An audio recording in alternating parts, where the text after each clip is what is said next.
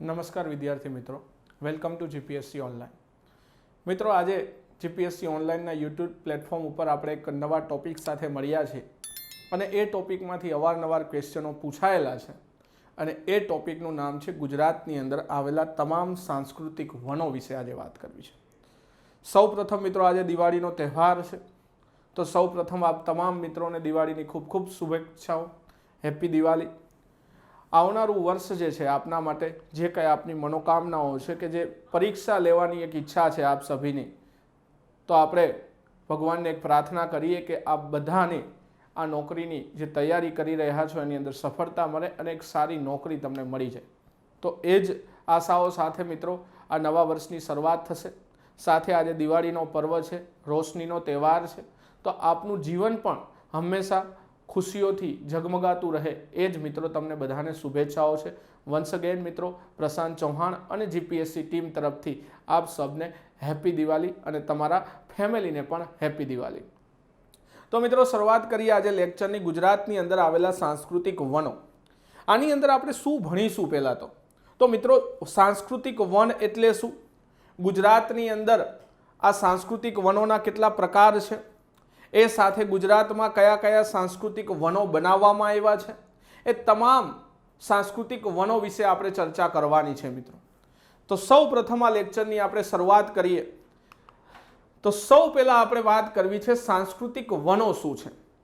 આપણા જે ધર્મગ્રંથો છે, વેદો, ઉપનિષદો, પુરાણો, એની અંદર આપણને વૃક્ષોનું ખૂબ જ મહત્વ દર્શાવેલું છે. આપણા જન્મની રાશિઓ હોય કે નક્ષત્રો હોય, આપણી જન્મ કુંડળીમાં રહેલા દોષો પણ હોય, તો એને પણ દૂર કરવા માટે આ વૃક્ષો જે છે એ આપણા જીવનમાં અમૂલ્ય ફાળો આપે છે. એ સાથે આયુર્વેદિક વિજ્ઞાન છે, હોમિયોપેથી છે, અલોપેથી છે, આ તમામ વિજ્ઞાનની અંદર પણ વૃક્ષોનું ખૂબ જ મહત્વ રહેલું છે.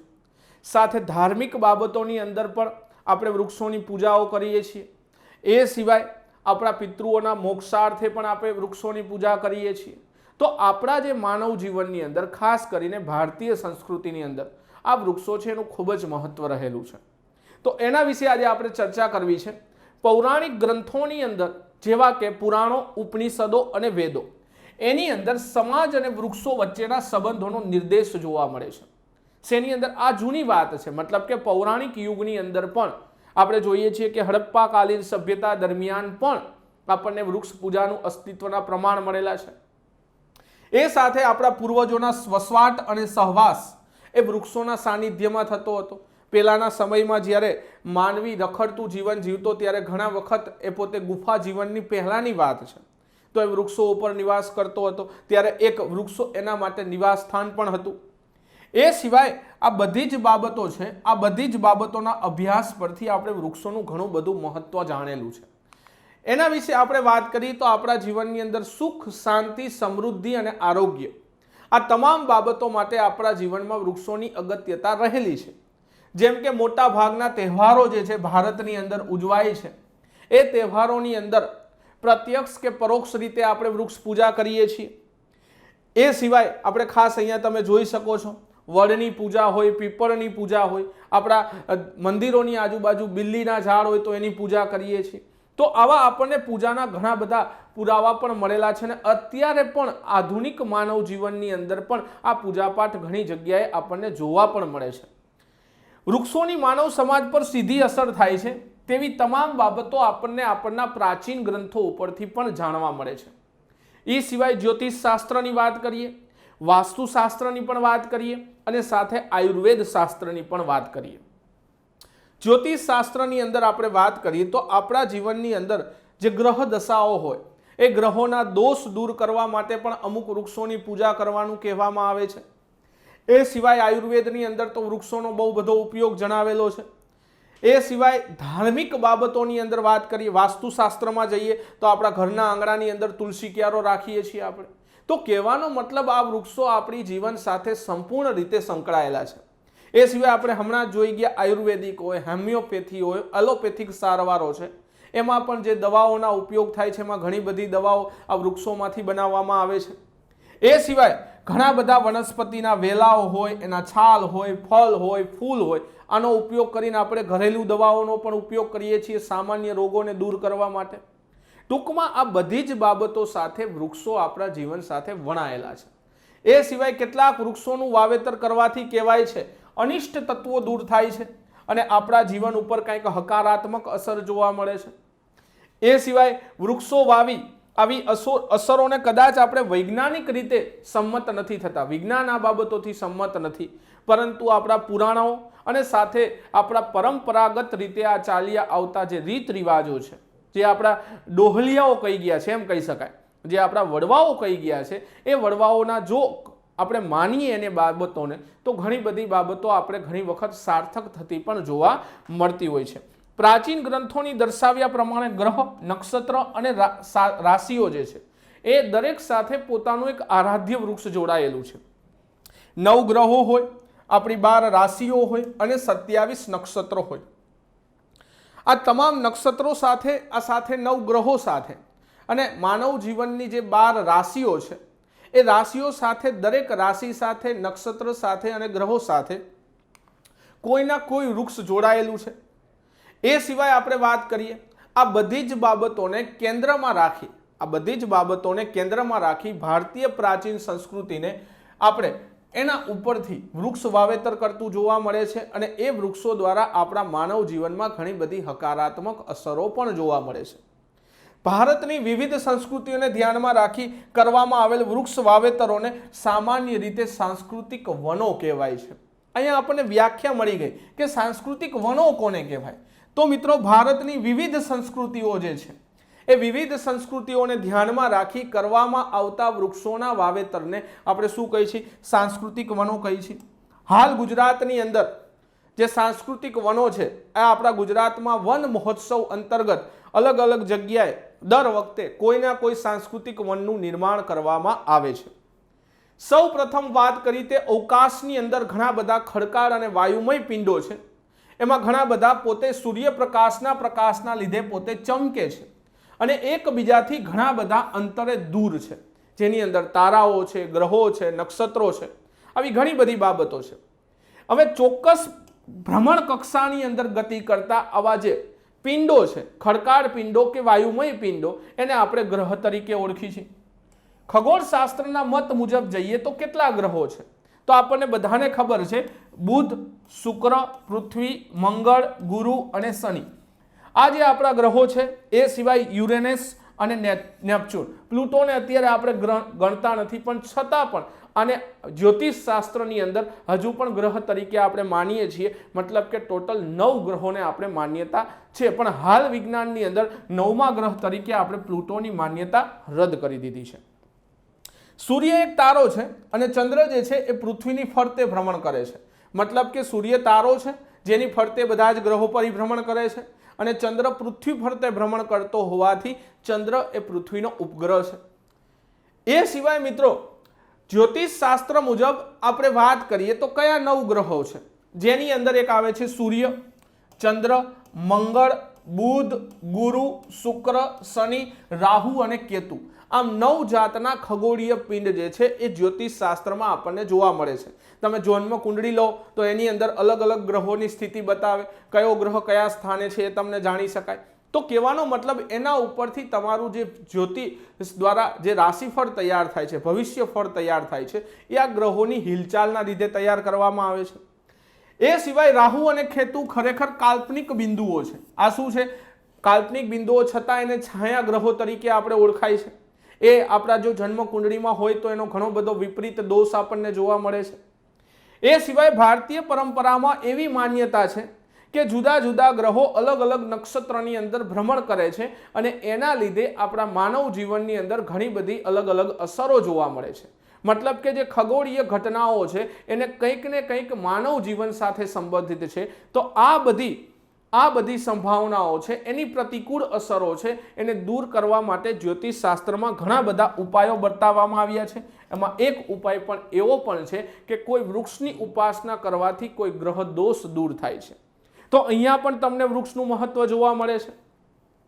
કયા વૃક્ષની પૂજા કરવાથી કયા ગ્રહનો દોષ દૂર થાય એની આપણે વાત કરીએ. જો મિત્રો, ક્યારેક આવા ક્વેશ્ચનો પણ પૂછાઈ જાય પરીક્ષાનું કાંઈ નક્કી નથી, પરીક્ષાનો સિલેબસ બહુ દરિયા જેવો છે, એમાંથી શું પૂછાય શું ના પૂછાય એનું કોઈ ફિલ્ટર હોતું નથી. આપણે આપણી તૈયારીથી સંપૂર્ણપણે રહેવું જોઈએ. હજુ સુધી મને નથી લાગતું કે કોઈ આટલી ડિટેલ માહિતી સાથે કોઈ પણ ચેનલની અંદર તમને આ સાંસ્કૃતિક વનો વિશે આટલી માહિતી જોવા મળે. આપણે સંપૂર્ણ માહિતી સાથે તમને આ સાંસ્કૃતિક વનો આજે ભણાવવા છે. સૌ પ્રથમ વાત કરીએ, સૂર્ય છે, સૂર્યનું આરાધ્ય વૃક્ષ છે એને આંકડો તરીકે ઓળખવામાં આવે છે. ચંદ્રના આરાધ્ય વૃક્ષને ખાખરો કહેવાય છે. મંગળના આરાધ્ય વૃક્ષને ખેરનું જે વૃક્ષ છે એ મંગળનું આરાધ્ય વૃક્ષ છે. બુધનું આરાધ્ય વૃક્ષ અધેડો છે. એ સિવાય ગુરુનું આરાધ્ય વૃક્ષ પીપળો છે. એના પછી શુક્રનું આરાધ્ય વૃક્ષ ઉમરો છે. શનિનું આરાધ્ય વૃક્ષ ખીજડો છે. અને રાહુનું આરાધ્ય વૃક્ષ ધરો અને કેતવ જે છે એનો દાભડો જેને કહીએ એ દર્ભ એનું આરાધ્ય વૃક્ષ છે. ઘણા બધા ખડ પણ છે, ઘણા બધા વૃક્ષો પણ છે. એ સિવાયની કંઈક 9 ગ્રહો જે છે એને કુંડળીની અંદર દર્શાવીએ તો આવી રીતે કંઈક દર્શાવવામાં આવે છે. નીચે રાહુ મંગળ ચંદ્ર હોય, ઉપર શનિ સૂર્ય શુક્ર હોય, મધ્ય સ્થાને સૂર્ય હોય છે, ઉપર કેતુ ગુરુ બુધ હોય. આની દશાઓના આધારે આપણું શું નક્કી થાય છે? ભવિષ્ય ફળ તૈયાર કરતા હોય છે જ્યોતિષ શાસ્ત્ર. આ પ્રમાણે જે કોઈ વૃક્ષનું વન તૈયાર કરવામાં આવે એને મિત્રો નવગ્રહ વન કહેવાય છે. શું કહેવાય છે? નવગ્રહ વન કહેવાય છે. જેની અંદર આવી રીતે વૃક્ષોનું વાવેતર કરેલું હોય અને કયા કયા વૃક્ષો વાવેલા છે એ પણ અહીંયા તમને કીધું હોય કે જ્યાં સૂર્યનું સ્થાન છે અહીંયા તમને આંકડાનું વૃક્ષ જોવા મળે છે. શુક્રનું સ્થાન છે અહીંયા તમે ઉમરાનું વૃક્ષ જોવા મળે છે. શનિનું સ્થાન છે અહીંયા તમને ખીજડાનું વૃક્ષ જોવા મળે છે. ટૂંકમાં આ વૃક્ષોના આ જે વૃક્ષો છે એને અલગ અલગ ગ્રહો સાથે સાંકળીને અલગ અલગ રીતે એનું વાવેતર કરવામાં આવે. અહીંયા જે પરિસ્થિતિઓ દર્શાવેલી છે એ મુજબ એને આપણે નવગ્રહ વન તરીકે ઓળખીએ છીએ. એના પછી આગળ વધીએ તો નક્ષત્ર વન કોને કહેવાય? પહેલા તો આપણને ખબર હોવી જોઈએ નક્ષત્ર એટલે શું. તો બ્રહ્માંડની અંદર વાયુથી બનેલા સ્વયં પ્રકાશિત અને અનંત અંતરે આવેલા સ્થિર બિંદુ જેવા દેખાતા પિંડોને આપણે તારાઓ કહીએ છીએ. જે પોતે સ્વયં પ્રકાશિત છે. પ્રકાશીય પરાવર્તન ઘટનાને લીધે આ તારાઓ તમને ટમટમતા દેખાય છે. અમુક તારાઓના જૂથને તારામંડળ તરીકે નામ આપવામાં આવેલું છે. જેમ કે આપણે જે છે ગેલેક્સી તારામંડળ છે, આપણી જે પૃથ્વી જે ગેલેક્સીની અંદર છે એને આપણે શું કહીએ છીએ? આકાશગંગાની અંદર છે એને આપણે નામ આપેલું છે. તો આવી રીતે અલગ અલગ આકાશગંગાઓ છે જે તારાઓનું મંડળ છે. એની અંદર ઘણા બધા ગ્રહમાર્ગ કે સૂર્યમાર્ગ પર સ્થિત હોય, ઘણા બધા ગ્રહમાર્ગ અને સૂર્યમાર્ગ પર સ્થિત હોય એવા એકથી વધુ તારાના ચોક્કસ અંતરે આવેલા જૂથોને 27 ભાગમાં વિભાજિત કરેલા છે. અને આ વિભાજિત કરેલા તારા જૂથોને આપણે નક્ષત્ર કહીએ છીએ. હવે તારાઓના આખો સમૂહ છે એને આપણે આકાશગંગા કહીએ છીએ. આપણી જે મંદાકિની આકાશગંગા છે, પૃથ્વી કઈ આકાશગંગાનો ભાગ છે? મંદાકિની. એ સિવાય આપણા ગ્રહો જે છે અને એના ઉપગ્રહો છે એના રસ્તામાં આવતા જે ચોક્કસ તારાનો સમૂહ છે એને અલગ અલગ 27 ભાગની અંદર વિભાજિત કરવામાં આવે છે. અને આ વિભાજિત ભાગને નક્ષત્ર તરીકે ઓળખવામાં આવે છે. હવે આ નક્ષત્ર વિશે આપણને માહિતી મળી ગઈ. હવે જો 360 ડિગ્રીના વર્તુળના આપણે 360 ડિગ્રી વર્તુળ કેટલા ડિગ્રીનું હોય છે? 360 ડિગ્રીનું હોય. એના જો 27 ભાગ આવી રીતે આપણે પાડીએ તો એક ભાગ તમને તૈયાર થશે લગભગ 13.5 ડિગ્રી એટલે કે 13 ડિગ્રી 20 મિનિટ જેટલો થાય છે. અંદાજિત 13.5 ડિગ્રી કહી શકાય. તો આવી રીતે અવકાશમાં ગ્રહો અને સૂર્ય જે એક ચોક્કસ માર્ગ પર ભ્રમણ કરતા જોવા મળે છે તેને અનુક્રમે ગ્રહમાર્ગ અને ક્રાંતિવૃત્ત તરીકે ઓળખવામાં આવે છે. પ્રાચીન તેમજ અર્વાચીન કાળથી વૃક્ષોની ઉપાસનાનું ઘણું મહત્વ રહેલું છે જેને આપણે વિવિધ પદ્ધતિ દ્વારા અનુસરતા રહ્યા છીએ. ટોટલ 27 નક્ષત્રો છે અને એવું જો એક વર્તુળ માનવામાં આવે અને 360 ડિગ્રીના આપણે 27 ભાગ કરીએ તો એક નક્ષત્ર એટલે કે 13 ડિગ્રી 20 મિનિટ જેટલું થાય. આવી રીતે તમે જોઈ શકો છો કે ટોટલ આવા કેટલા નક્ષત્રો છે? 27 જેટલા નક્ષત્રો છે.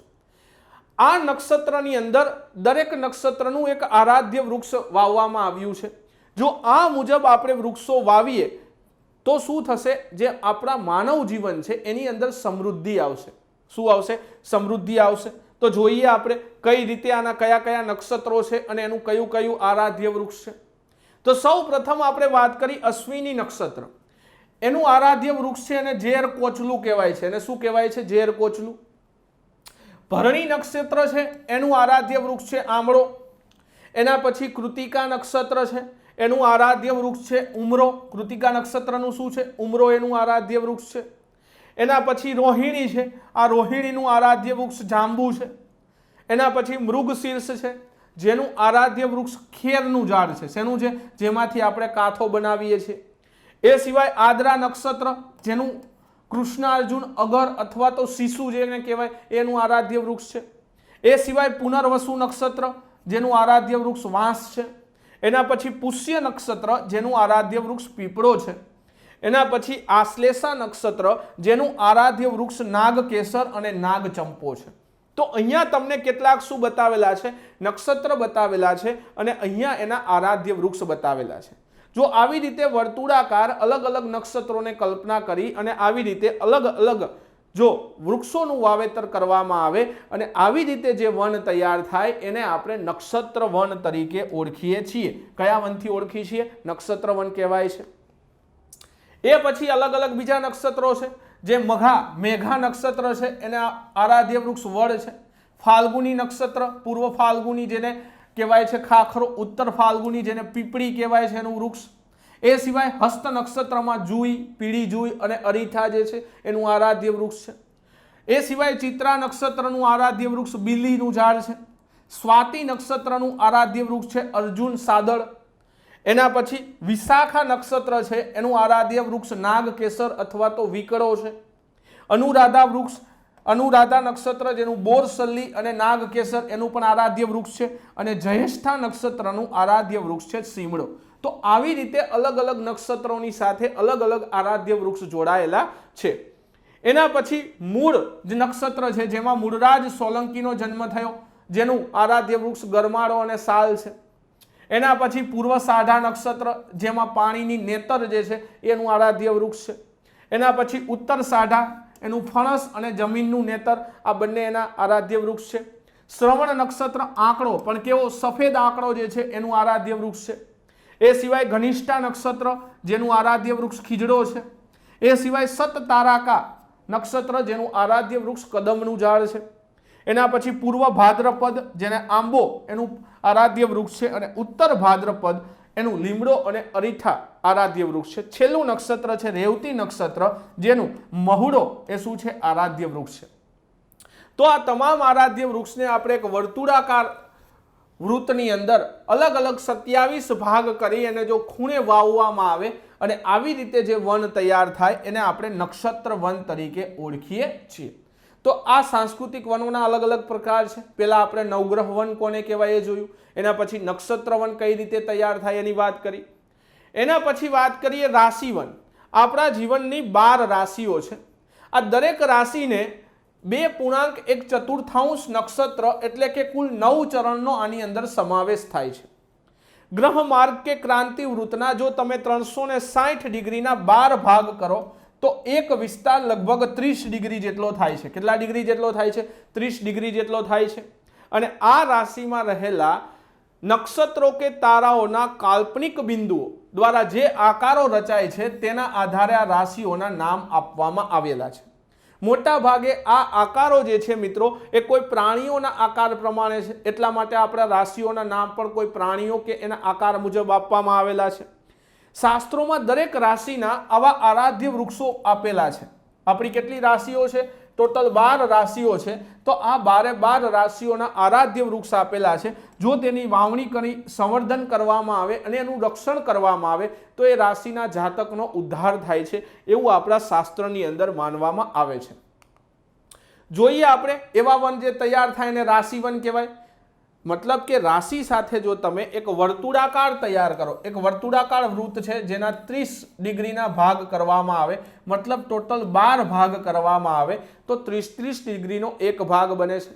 અને એ પ્રમાણે રાશિના આરાધ્ય વૃક્ષ મુજબ તમે શું કરો? જો વાવવા માંડો વૃક્ષો અને એનો ઉછેર કરો અને એ વન જે તૈયાર થાય એને રાશિ વન કહેવાય છે. ચલો એના પછી આપણે પંચવટી, ગામો ગામ આવી પંચવટીઓ તૈયાર કરવામાં આવતી હતી પહેલા. તો આ પંચવટી શું છે? પંચવટીની સ્થાપના સામાન્ય રીતે શું કરવામાં આવે છે? વર્તુળાકાર. મુખ્ય રીતે એની અંદર 5 પવિત્ર છાયાવાળા અને ઘટાદાર વૃક્ષોનો સમૂહ હોય છે, જેને પંચવટી કહેવાય, જેનો પહેલાના સમયમાં ઉપયોગ શું કરતા તો ઉતારાઓ માટે મોટા ભાગે કરતા, કેમ કે પહેલાના સમયમાં કોઈ એવું હાઈલી જે ટ્રાન્સપોર્ટેશન હતું નહીં, પરિણામે લોકો ચાલતા મુસાફરી કરતા અથવા તો બળદગાડામાં મુસાફરી કરતા, એટલા માટે એમને રાત્રિ રોકાણ કે દિવસે ઉનાળાનો ભર બપોર હોય ત્યારે વિસામો ખાવા માટે જે આવા વનો બનાવેલા હતા, પંચવટીઓ બનાવેલી હતી, જેના આધારે એ લોકો વિશ્રામ કરી શકતા હતા, જેની અંદર પંચવટીની સ્થાપના કઈ રીતે હોય, અહીંયા તમને આ પ્રકારની એક સ્થાપના જોવા મળે છે, મતલબ કે એક વર્તુળાકાર આકારમાં કરવામાં આવે છે. વર્તુળનું અહીંયા તમે કેન્દ્ર માની લો તો અહીંથી 5 મીટર ત્રિજ્યાના વર્તુળના પરિઘ ઉપર, અહીંથી કેટલી આ 5 મીટર ત્રિજ્યાના વર્તુળના પરિઘ ઉપર તમને 4 વૃક્ષો વાવવામાં આવે, અને આ 4 વૃક્ષો કોના હશે, અહીંયા તમે 4 વૃક્ષો જોવો છો, આ બીલીના ઝાડ હશે. શેના ઝાડ હશે તો સૌથી પ્રથમ અંદરનું જે વર્તુળ તૈયાર થાય છે એની અંદર કયા વૃક્ષો વાવવામાં આવે છે તો બીલીના ઝાડ વાવવામાં આવે. એના પછી કેન્દ્રથી 10 મીટર ત્રિજ્યાએ બીજું વર્તુળ બનાવી અને એનો જે પરિઘ છે, આ પરિઘના ઉપર ઈશાન, અગ્નિ, નૈઋત્ય અને વાયવ્ય, મતલબ કે આ 4 ખૂણાઓ જે તૈયાર થયા, ઈશાન, આ અગ્નિ, નૈઋત્ય, વાયવ્ય અને ઈશાન, આ 4 ખૂણા જે તૈયાર થયા એ ચારેય ખૂણે વડના વૃક્ષ વાવવામાં આવે છે. શેના વૃક્ષ વાવવામાં આવે છે? વડના. અંદર બીલીના છે, બહાર શેના વૃક્ષ વાવેલા છે? વડના વૃક્ષ વાવેલા છે. એના પછી 20 મીટર ત્રિજ્યા થઈ. કેટલી થઈ? 20 મીટર ત્રિજ્યાના પરિઘ ઉપર તમને 5 મીટરના અંતરે, કેટલા મીટરના અંતરે? આ બંને વચ્ચે 5 મીટરનું અંતર હશે, બે વૃક્ષો વચ્ચે, જેની અંદર એક વૃક્ષ નહીં પણ કેવા ટોટલ 25 વૃક્ષો એકબીજા પાસે વાવવામાં આવશે. 5-5 મીટરના અંતરે ટોટલ 25 વૃક્ષો વાવવામાં આવે, અને એ કોના હશે? અશોકના વૃક્ષો હશે. શેના હશે? અશોકના વૃક્ષો હશે. તો એનાથી આગળ જઈએ તો પછી કેવી રીતે થશે? તો એના પછી 25 મીટર ત્રિજ્યાના વર્તુળના પરિઘ ઉપર દક્ષિણ દિશાથી 5 મીટર અંતરે, કઈ જગ્યાએ? દક્ષિણ દિશાથી 5 મીટર અંતરે બંને તરફ 2-2 આંબળાના વૃક્ષો વાવવામાં આવે છે. કેટલા? 2-2 આંબળાના વૃક્ષો વાવવામાં આવે છે. અને જ્યારે કેન્દ્રથી 30 મીટરના અંતરે એની પરિઘ ઉપર ચારેય દિશામાં, પરિઘ ઉપર ચારેય દિશાની અંદર તમને વડના વૃક્ષ એના ચારેય દિશામાં એક એક પીપળાના વૃક્ષ વાવવામાં આવે છે. શેના વૃક્ષ વાવવામાં આવે છે? પીપળાના. તો આ પ્રમાણે જે તૈયાર થાય છે આખું વન, એને આપણે પંચવટી વન કહીએ છીએ.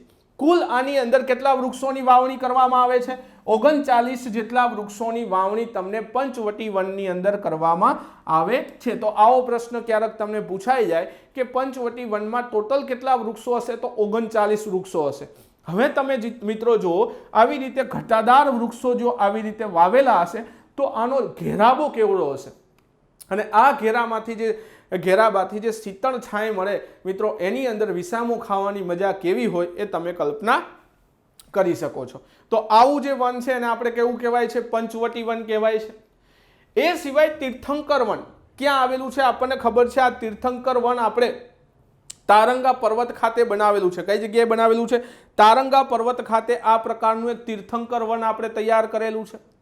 તો આ તીર્થંકર વન કેવું હશે એની આપણે વાત કરીએ તો જૈન ધર્મના જે 24 તીર્થંકરો છે, એ 24 તીર્થંકરોએ વૃક્ષ નીચે કેવલ જ્ઞાન પ્રાપ્ત કરીને, અને આ બધા વૃક્ષો કેવલીના વૃક્ષ તરીકે જૈનોમાં આદર ધરાવે છે. આ બધા વૃક્ષોને શું કહેવાય છે? કેવલીના વૃક્ષો કહેવાય છે. કેમ કે અલગ અલગ જૈન ધર્મના જે તીર્થંકર હતા એમને અલગ અલગ વૃક્ષ નીચે શું થયું હતું? કેવલ્ય જ્ઞાન પ્રાપ્ત થયું હતું. આ વૃક્ષો, જે વૃક્ષની નીચે એમને કેવલ્ય જ્ઞાન પ્રાપ્ત થયું એને આપણે કેવલીના વૃક્ષ કહેવાય છે. તીર્થંકર વનની અંદર કલ્પવૃક્ષ યંત્ર પ્રમાણે તેની સ્થળ પર રચના કરવામાં આવે છે. આ પ્રકારનું એક આખું શું કરવામાં આવે છે? વન તૈયાર કરવામાં આવે છે. આ યંત્રમાં તીર્થંકરોનું ચોક્કસ સ્થાન નક્કી છે, અને તે પ્રમાણે 24 તીર્થંકરોના કેવલી વૃક્ષો ધરાવતું એક તીર્થંકર વન તૈયાર થાય છે. અહીંયા તમે જુઓ છો નંબર બધા આપેલા છે, 1 2 3 4 થી એમ કરીને છેક 23 સુધી, અને ઉપર તમને 24 જે છે મહાવીર સ્વામી, આવી રીતે તમને અલગ અલગ 24 નંબર આપેલા છે. એ જગ્યાએ જે એમના કેવલીના વૃક્ષ છે, એમને જે વૃક્ષ નીચે કેવલ્ય જ્ઞાન પ્રાપ્ત થયું છે એ વૃક્ષોનું વાવેતર કરવામાં આવે છે, અને આવું રીતે તૈયાર થાય એ વૃક્ષને આપણે શું કહીએ છીએ? તો તે કે તીર્થંકર વન કહીએ છીએ। આવા વૃક્ષના વાવેતરથી શું તૈયાર થાય છે? તીર્થંકર વન। તો આવું જ વૃક્ષ આપણને આવું પણ વન ક્યાં જોવા મળે છે? તો ગુજરાતની અંદર તારંગા પર્વત ખાતે આવું આપણને તીર્થંકર વન જોવા મળે છે।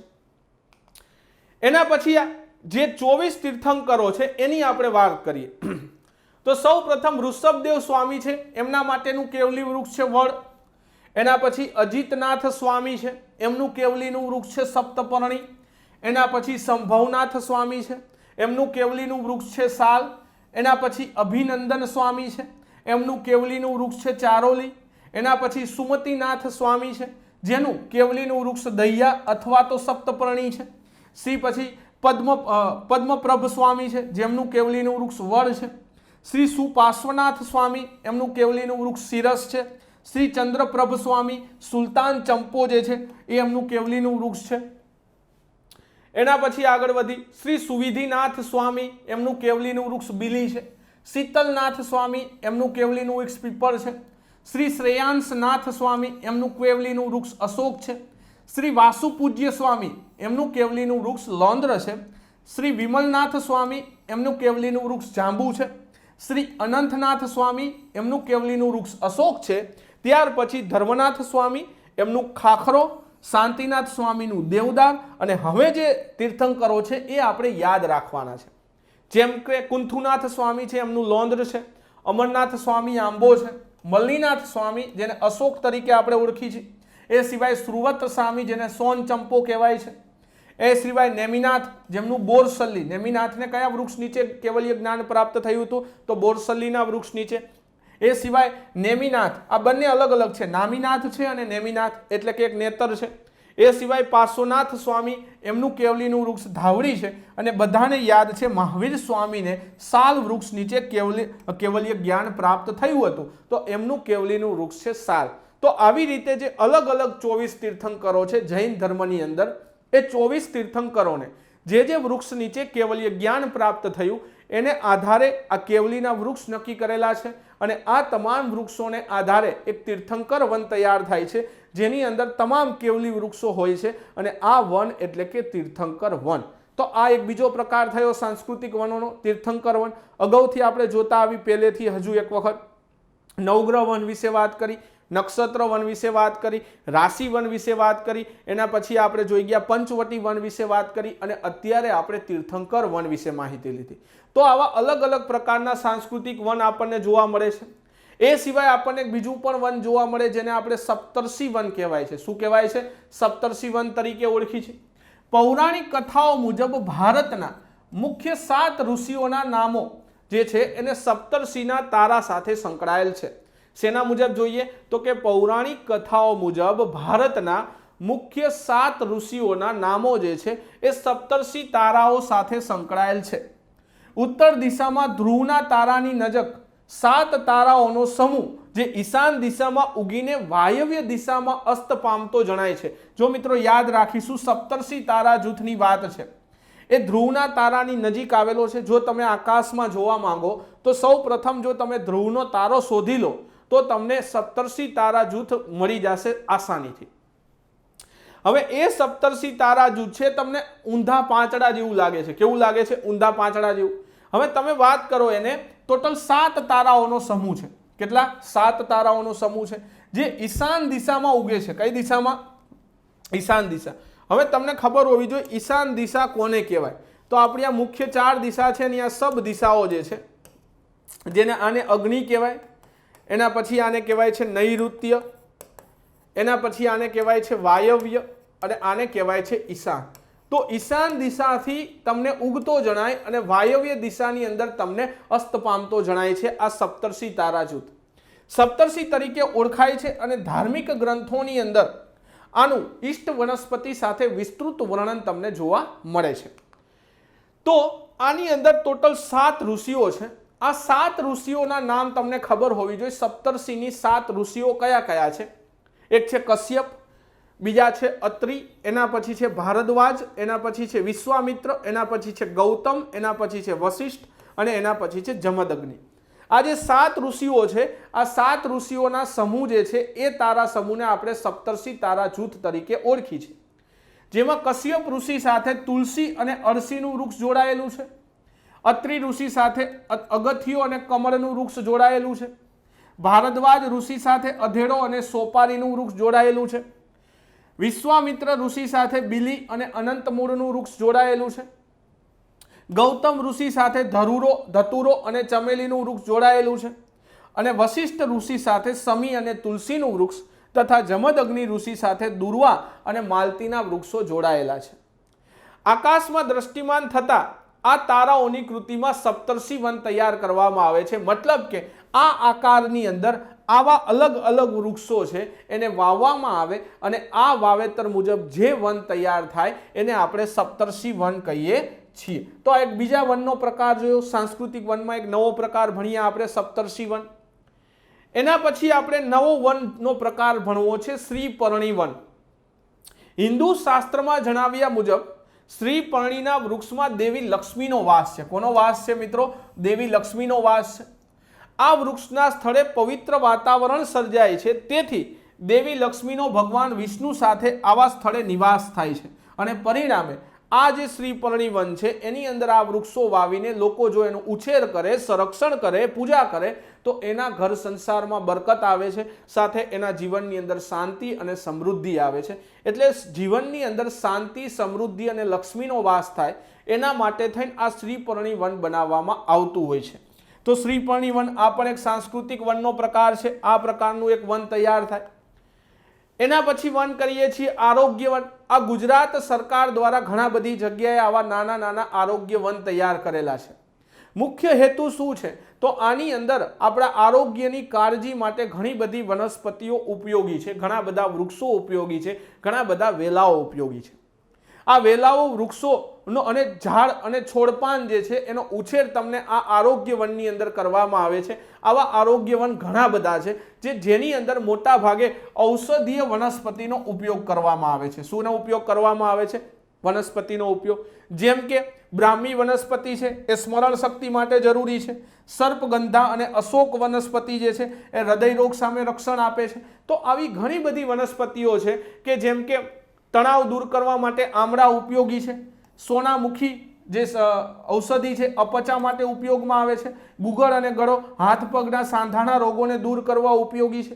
ટૂંકમાં આવી જે ઔષધિઓ વિવિધ વનસ્પતિ છે એવી વિવિધ વનસ્પતિઓનો ઉપયોગ કરી આવા વનો તૈયાર કરવામાં આવે એને આરોગ્ય વન કહેવામાં આવે છે. એને શું કહેવામાં આવે છે મિત્રો? આરોગ્ય વન કહેવામાં આવે છે. તો મિત્રો આપણે કેટલા જોયા આવા આરોગ્ય વન અલગ અલગ. આવા કેટલા વનોના પ્રકાર જોયા. સૌ પ્રથમ આપણે સાંસ્કૃતિક વનની વ્યાખ્યા જોઈ. એના પછી આપણે નવગ્રહ સાંસ્કૃતિક વનની વાત કરી. એના પછી નક્ષત્ર સાંસ્કૃતિક વનની વાત કરી. એના પછી પંચવટી સાંસ્કૃતિક વનની વાત કરી. એના પછી તીર્થંકર વનની વાત કરી. એના પછી રાશિ વનની આપણે વાત કરી. એના પછી સપ્તર્ષિ વનની વાત કરી. એના પછી શ્રીપર્ણી વનની વાત કરી અને એના પછી આરોગ્ય વનની વાત કરી. આ દરેક વન જે છે આવા અલગ અલગ વનોને આપણે સાંસ્કૃતિક વનો કહેવાય છે અને આ સાંસ્કૃતિક વનોના અલગ અલગ પ્રકારો છે.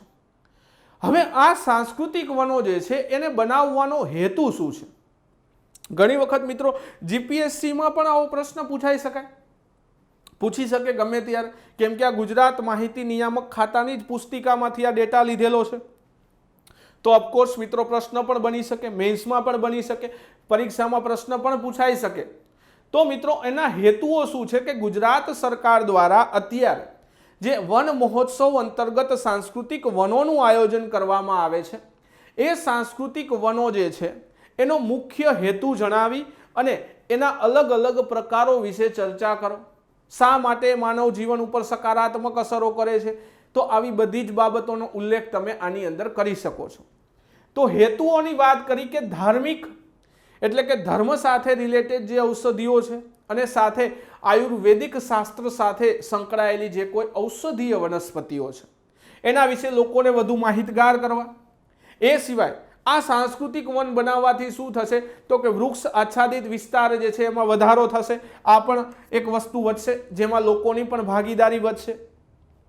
એ સિવાય વૃક્ષો દ્વારા લોકોનું કલ્યાણ થશે અને વધુ વૃક્ષો વાવી જતન કરવાથી જે આપણું આસપાસનું વાતાવરણ છે એ પણ સ્વચ્છ થશે. વૃક્ષો વરસાદ લાવવામાં પણ મદદરૂપ છે. એ સિવાય આપણે જે માનવ શરીર માટે જે જરૂરી પ્રાણવાયુ છે એને પણ આપે છે. એટલા માટે આપણે વૃક્ષો ખૂબ જ જરૂરી છે જીવનની અંદર.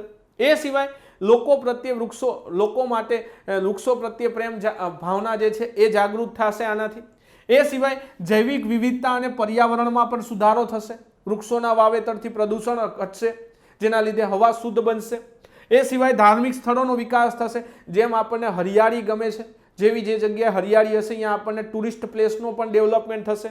આ સિવાય પિકનિક સ્થળો વધશે, જેના લીધે અત્યારે જે ગુજરાત સરકાર દ્વારા સાંસ્કૃતિક વનો બનાવવામાં આવ્યા છે એ ટોટલી મિત્રો પિકનિક પોઈન્ટ છે. મતલબ કે લોકોને તે જગ્યાએ ફરવા જવું ગમે એવા છે. 1-2 દિવસની નાની એવી પિકનિકનું પણ આયોજન થઈ શકે છે. સાથે રોજગારી ઉત્પન્ન થશે. આની અંદર ઘણા બધા માણસો કામ કરશે જેને રોજગારીની તકો, કેમ કે ઘણી બધી સાંસ્કૃતિક વનની અંદર આપણે કેફેટેરિયા પણ બનાવેલા છે. એ સિવાય ત્યાંનું જે સ્થાનિક કલ્ચર જે છે એના માટેના સ્ટોલ પણ આપણને જોવા મળે છે. તો આવી ઘણી બધી બાબતો તમને સાંસ્કૃતિક વનની અંદર જોવા મળશે, જેના લીધે સ્થાનિક લોકોને પણ રોજગારી મળશે અને બહારના લોકોને પણ રોજગારીની તકો ઊભી થશે. એ સિવાય આપણી જે પ્રાચીન સંસ્કૃતિ છે કે જે આપણા પુરાણોની અંદર વૃક્ષો વિશે જે માહિતીઓ છે એના વિશે પણ લોકો માહિતગાર થશે. એ સાથે પર્યાવરણ વિશે પણ લોકો જાગૃત થશે. તો આવી બધી જ બાબતો આપણને આ સાંસ્કૃતિક વનોના ડેવલપમેન્ટ કરવાથી થશે મિત્રો. તો ખાસ મિત્રો આ બધી જ માહિતી તમારે પરીક્ષામાં યાદ રાખવાની છે. તો મિત્રો આ જે કંઈ સાંસ્કૃતિક વન હેઠળ આપણે એના પ્રકારોની વાત કરી, હવે એવા પ્રકારોનો ઉપયોગ કરી ગુજરાતની અંદર આજે ઘણા બધા સાંસ્કૃતિક વનો ગુજરાત સરકાર દ્વારા બનેલા છે. આ સાંસ્કૃતિક વનો કયા કયા છે, કઈ જગ્યાએ બનેલા છે, એના વિશે મિત્રો આપણે ડિટેલમાં માહિતી લેવાની છે. હવે શું કરવાનું છે, આ તમામ સાંસ્કૃતિક વનો વિશે આપણે ડિટેલમાં ચર્ચા કરવી છે. હવે આપણે શરૂઆત કરી કે ગુજરાતની અંદર આવેલા સાંસ્કૃતિક વનો. તો ગુજરાતમાં કયા કયા સાંસ્કૃતિક વનો છે એના વિશે આપણે જોતા જઈએ ધીમે ધીમે. તો સૌ પ્રથમ ગુજરાતની અંદર આ સાંસ્કૃતિક વનની શરૂઆત ક્યારે થઈ અને કઈ રીતે થઈ એની વાત કરીએ. તો ગુજરાતની અંદર મિત્રો આ વન મહોત્સવ ઉજવવાની શરૂઆત 1950થી આપણને ખબર છે કે ભારતની અંદર વન મહોત્સવની ઉજવણીની શરૂઆત કનૈયાલાલ મુનશીએ કરી હતી. આ વન મહોત્સવ અંતર્ગત ગુજરાતમાં પણ આ જ વન મહોત્સવ અંતર્ગત ગુજરાતમાં પણ શું કરવામાં આવે છે, અલગ અલગ સાંસ્કૃતિક વન તૈયાર કરવામાં આવે છે. સૌ પ્રથમ આ સાંસ્કૃતિક વન બનાવવાની શરૂઆત કરનાર જો ગુજરાતના મુખ્યમંત્રી હોય તો એ હતા આપણા માનનીય વડાપ્રધાન શ્રી નરેન્દ્રભાઈ મોદી. આપણા ગુજરાતના ભૂતપૂર્વ મુખ્યમંત્રી કહી શકાય. તો એમણે સૌ પ્રથમ 2004ની સાલમાં, કઈ સાલની અંદર, 2004ની સાલની અંદર આ વન મહોત્સવની ઉજવણીના ભાગરૂપે, શેની ભાગરૂપે, વન મહોત્સવની ઉજવણીના ભાગરૂપે ગાંધીનગર ખાતે, કઈ જગ્યાએ, ગાંધીનગર ખાતે સેક્ટર 18ની અંદર સૌ પ્રથમ એક સાંસ્કૃતિક વન બનાવ્યું જેને આપણે પુનિત વન કહીએ છીએ. શું નામ આપવામાં આવ્યું છે એને પુનિત વન કહેવામાં આવ્યું છે. આ ગુજરાતનું પ્રથમ સાંસ્કૃતિક વન છે જે સંત પુનિત મહારાજના નામ ઉપરથી આને નામ આપવામાં આવ્યું છે. ભૂલો ભલે બીજું બધું પણ મા બાપને ભૂલશો નહીં. આ જે આપણું પંક્તિઓ છે, આ ગીત તમે ઘણી બધી વખત સાંભળ્યું છે, આ ગાયન જે ઘણી બધી વખત સાંભળ્યું છે એના લેખક છે પોતે. તો અહીંયા તમને શું જોવા મળશે, તો એક તો ગ્રહ, નક્ષત્ર, રાશિ, સંસ્કૃતિ અને આસ્થાને કેન્દ્ર બિંદુમાં રાખી જુદા જુદા પ્રકારનું વાવેતર કરી, જુદા જુદા વૃક્ષોનું વાવેતર કરી અને જે આખું વન તૈયાર કરવામાં આવેલું છે એને મિત્રો પુનિત વન નામ આપેલું છે. શું નામ આપેલું છે? પુનિત વન. તો કયા સેક્ટરમાં છે? તો કે ગાંધીનગરના 18મા સેક્ટરની અંદર આવેલું છે. ક્યાં આવેલું છે? ગાંધીનગરના 18મા સેક્ટરની કઈ સાલમાં બનાવવામાં આવ્યું છે? 2004ની સાલમાં આ બનાવવામાં આવેલું. ચલો, 6 હેક્ટર જમીનની અંદર આ વન ફેલાયેલું છે. ટોટલ કેટલા જમીનની અંદર ફેલાયેલું છે? 6 હેક્ટર જમીનની અંદર આ વન ફેલાયેલું છે. આ પુનિત વનમાં નક્ષત્ર વન આવેલું છે, સાથે રાશિ વન છે, નવગ્રહ વન છે અને પંચવટી છે. જે આગળ આ સાંસ્કૃતિક વનો વિશે વાત કરી ગયા એ સાંસ્કૃતિક વનોના માંથી નક્ષત્ર વન, રાશિ વન, નવગ્રહ વન અને પંચવટી વનની રચના તમને પુનિત વનની અંદર કરેલી જોવા મળે છે. શિવલિંગ જેવો આકાર દેખાય તે પ્રમાણે બીલીના વૃક્ષનું વાવેતર કરવામાં આવેલ છે. અહીંયા શું, તો કે શિવલિંગ જેવા વૃક્ષોનો આકાર દેખાય તે રીતે અહીંયા બીલીના વૃક્ષોનું પણ વાવેતર કરેલું છે. પુનિત વન એ ફક્ત વનસ્પતિઓનો શાસ્ત્રીય સંગ્રહ નથી, પરંતુ દરેક ઉંમરના લોકો માટેનું આધુનિક અને રમણીય બગીચો છે. તમે જો મુલાકાત ના લીધી હોય તો એક વખતથી ચોક્કસથી મુલાકાત લેવી આની. એ સિવાય આ જે પુનિત વન છે એની અંદર પગદંડી છે, એમ્ફી થિયેટર છે, વન કુટીર છે, ફુવારો અને તેની રમણીયતામાં વધારો કરે છે. મતલબ તમને અંદર ફુવારો જોવા મળશે, એમ્ફી થિયેટર જોવા મળશે, પગદંડી જોવા મળશે. એ સાથે જે પ્રાચીન સંસ્કૃતિ છે અને આપણી આસ્થા સાથે આ વૃક્ષારોપણ કાર્યક્રમને વેગવંતો બનાવવા માટે મહત્વનો ફાળો આપનાર આ દેશનું એકમાત્ર કેન્દ્ર બની રહેશે. એ સિવાય ગાંધીનગરની અંદર એક આ મહત્વનું પર્યટન સ્થળ પણ છે મિત્રો. માન્ય મુખ્યમંત્રી શ્રી દ્વારા 6/7/2004 રોજ, ક્યારે આનું લોકાર્પણ કરવામાં આવેલું? 6/7/2004 રોજ આ પુનિત વનનું ઉદ્ઘાટન કરીને તેને લોકો માટે ખુલ્લું મૂકવામાં આવેલું હતું. તો મિત્રો આ બધી માહિતી આપણે પુનિત વન વિશે વાત કરવાની હતી. તો આટલી બાબતો ખાસ પુનિત વનની યાદ રાખવાની છે. તો 2004ની અંદર બનાવવામાં આવ્યું છે. એક એની લાક્ષણિક બાબત એ છે કે બીલીના વૃક્ષોનું એવી રીતે વાવેતર કરેલું છે કે શિવલિંગના આકારે બીલીના વૃક્ષનું વાવેતર કરવામાં આવ્યું છે. તો આ બધી જ બાબતો આપણે શેના વિશે વાત કરીશું? તો આ તમામ બાબતો આપણે પુનિત વન વિશે વાત કરીશું. એના પછી નવું વન જે છે એનું નામ છે માંગલ્ય વન. આ માંગલ્ય વન ક્યાં આવેલું છે? તો કે અંબાજી ખાતે, જે મા અંબાનું પરબધામ છે, જે અંબાજી બનાસકાંઠા જિલ્લાની અંદર દાંતા તાલુકામાં આ માંગલ્ય વન આવેલું છે. આપણે લાસ્ટ જે વન જોયા એ મિત્રો 55માં વન મહોત્સવ અંતર્ગત 2004માં ગાંધીનગર ખાતે પુનિત વન બનાવવામાં આવ્યું. હવે સૌ પ્રથમ વખત રાજ્ય કક્ષાનો જે વન મહોત્સવ હતો 2004 સુધી દર વખતે આપણે ગુજરાતમાં ગાંધીનગર ખાતે ઉજવતા હતા. 2005થી આ જે વન મહોત્સવ છે એ ગુજરાતની બહાર લઈ જવાની શરૂઆત થઈ અને સૌ પ્રથમ એ શરૂઆત કરનાર પણ કોણ હતા? નરેન્દ્રભાઈ મોદી હતા. એમણે ગુજરાત રાજ્યની સ્થાપના પછી સૌ પ્રથમ આ જે વન મહોત્સવ છે એ ગુજરાતની બહાર યોજવાનું નક્કી કર્યું અને આ રાજ્ય કક્ષાનો વન મહોત્સવ ક્યાં યોજાયો? તો કે અંબાજી ખાતે યોજાયો. રાજ્યના જુદા જુદા જિલ્લાઓમાં દર વર્ષે આવા અલગ વર્ષે દર વખતે અલગ જગ્યાએ વન મહોત્સવનું આયોજન કરવામાં આવે અને એ વન મહોત્સવ અંતર્ગત દરેક જગ્યાએ શું કરવામાં આવે છે? એક સાંસ્કૃતિક વન તૈયાર કરવામાં આવે છે. સૌ પ્રથમ આપણે વાત કરીએ અને આ સાંસ્કૃતિક વનનો એ વખતે ઉદ્દેશ એવો હતો ગુજરાતની બહાર લઈ જવાનો કે ગુજરાતની બહાર અલગ જિલ્લામાં જવાથી વધારે પડતું પબ્લિક જે છે આ જે ભાગીદારી છે પબ્લિકની ભાગીદારી વધશે, વન મહોત્સવ સાથે જોડાશે અને પરિણામે પર્યાવરણ પ્રત્યે સજાગ થશે. જેના પરિણામ સ્વરૂપ સૌ પ્રથમ અંબાજી ખાતે એક માંગલ્ય વનનું નિર્માણ કરવામાં આવ્યું. માં અંબાના સાનિધ્યની અંદર આ વન 3.5 હેક્ટર જમીનની અંદર ફેલાયેલું છે. કેટલા હેક્ટરની અંદર? 3.5 હેક્ટર જમીનની અંદર ફેલાયેલું છે. અંબાજી એ સમગ્ર ભારતની અંદર અતિ પવિત્ર ધાર્મિક સ્થળ છે. ભારતની ટોટલ આમ જોઈએ તો પાકિસ્તાનની હિંગળાજ માતા જે શક્તિપીઠ છે એને ગણતા ટોટલ 52 શક્તિપીઠમાંનું એક છે કે જ્યાં માતા અંબાના હૃદયનો ભાગ એવું કહેવાય છે કે અહીંયા પડેલો હતો. દક્ષ પ્રજાપતિના યજ્ઞ પછી માતાજી પોતે સતી થયા અને ભગવાન વિષ્ણુએ એમના સુદર્શન ચક્રથી સતીના અલગ ટુકડા કરે છે એમના દેહના, અને એ દેહના ટુકડા જે જગ્યાએ પડે એ જગ્યાએ એક શક્તિપીઠનું નિર્માણ થાય છે. ગુજરાતની અંદર આવી 3 શક્તિપીઠો આવેલી છે મિત્રો. એક છે બહુચરાજી શક્તિપીઠ, એક છે પાવાગઢ શક્તિપીઠ અને એક છે અંબાજી શક્તિપીઠ. અને આ ત્રણેય જગ્યાએ અલગ સાંસ્કૃતિક વન આપણે અત્યારે નિર્માણ થયેલા છે. બહુચરાજી જાતે નથી થયું પણ પાવાગઢ એટલે ચાંપાનેરની બાજુમાં અને સાથે અહીંયા અંબાજી ખાતે એક માંગલ્ય વન તૈયાર થયું છે. તે ઉત્તર ગુજરાતના બનાસકાંઠા જિલ્લાના પૂર્વ ભાગમાં અરવલ્લીની ગિરિમાળાઓમાં તથા અમદાવાદથી આશરે 180 કિલોમીટરના દૂર અંતરે આવેલું છે.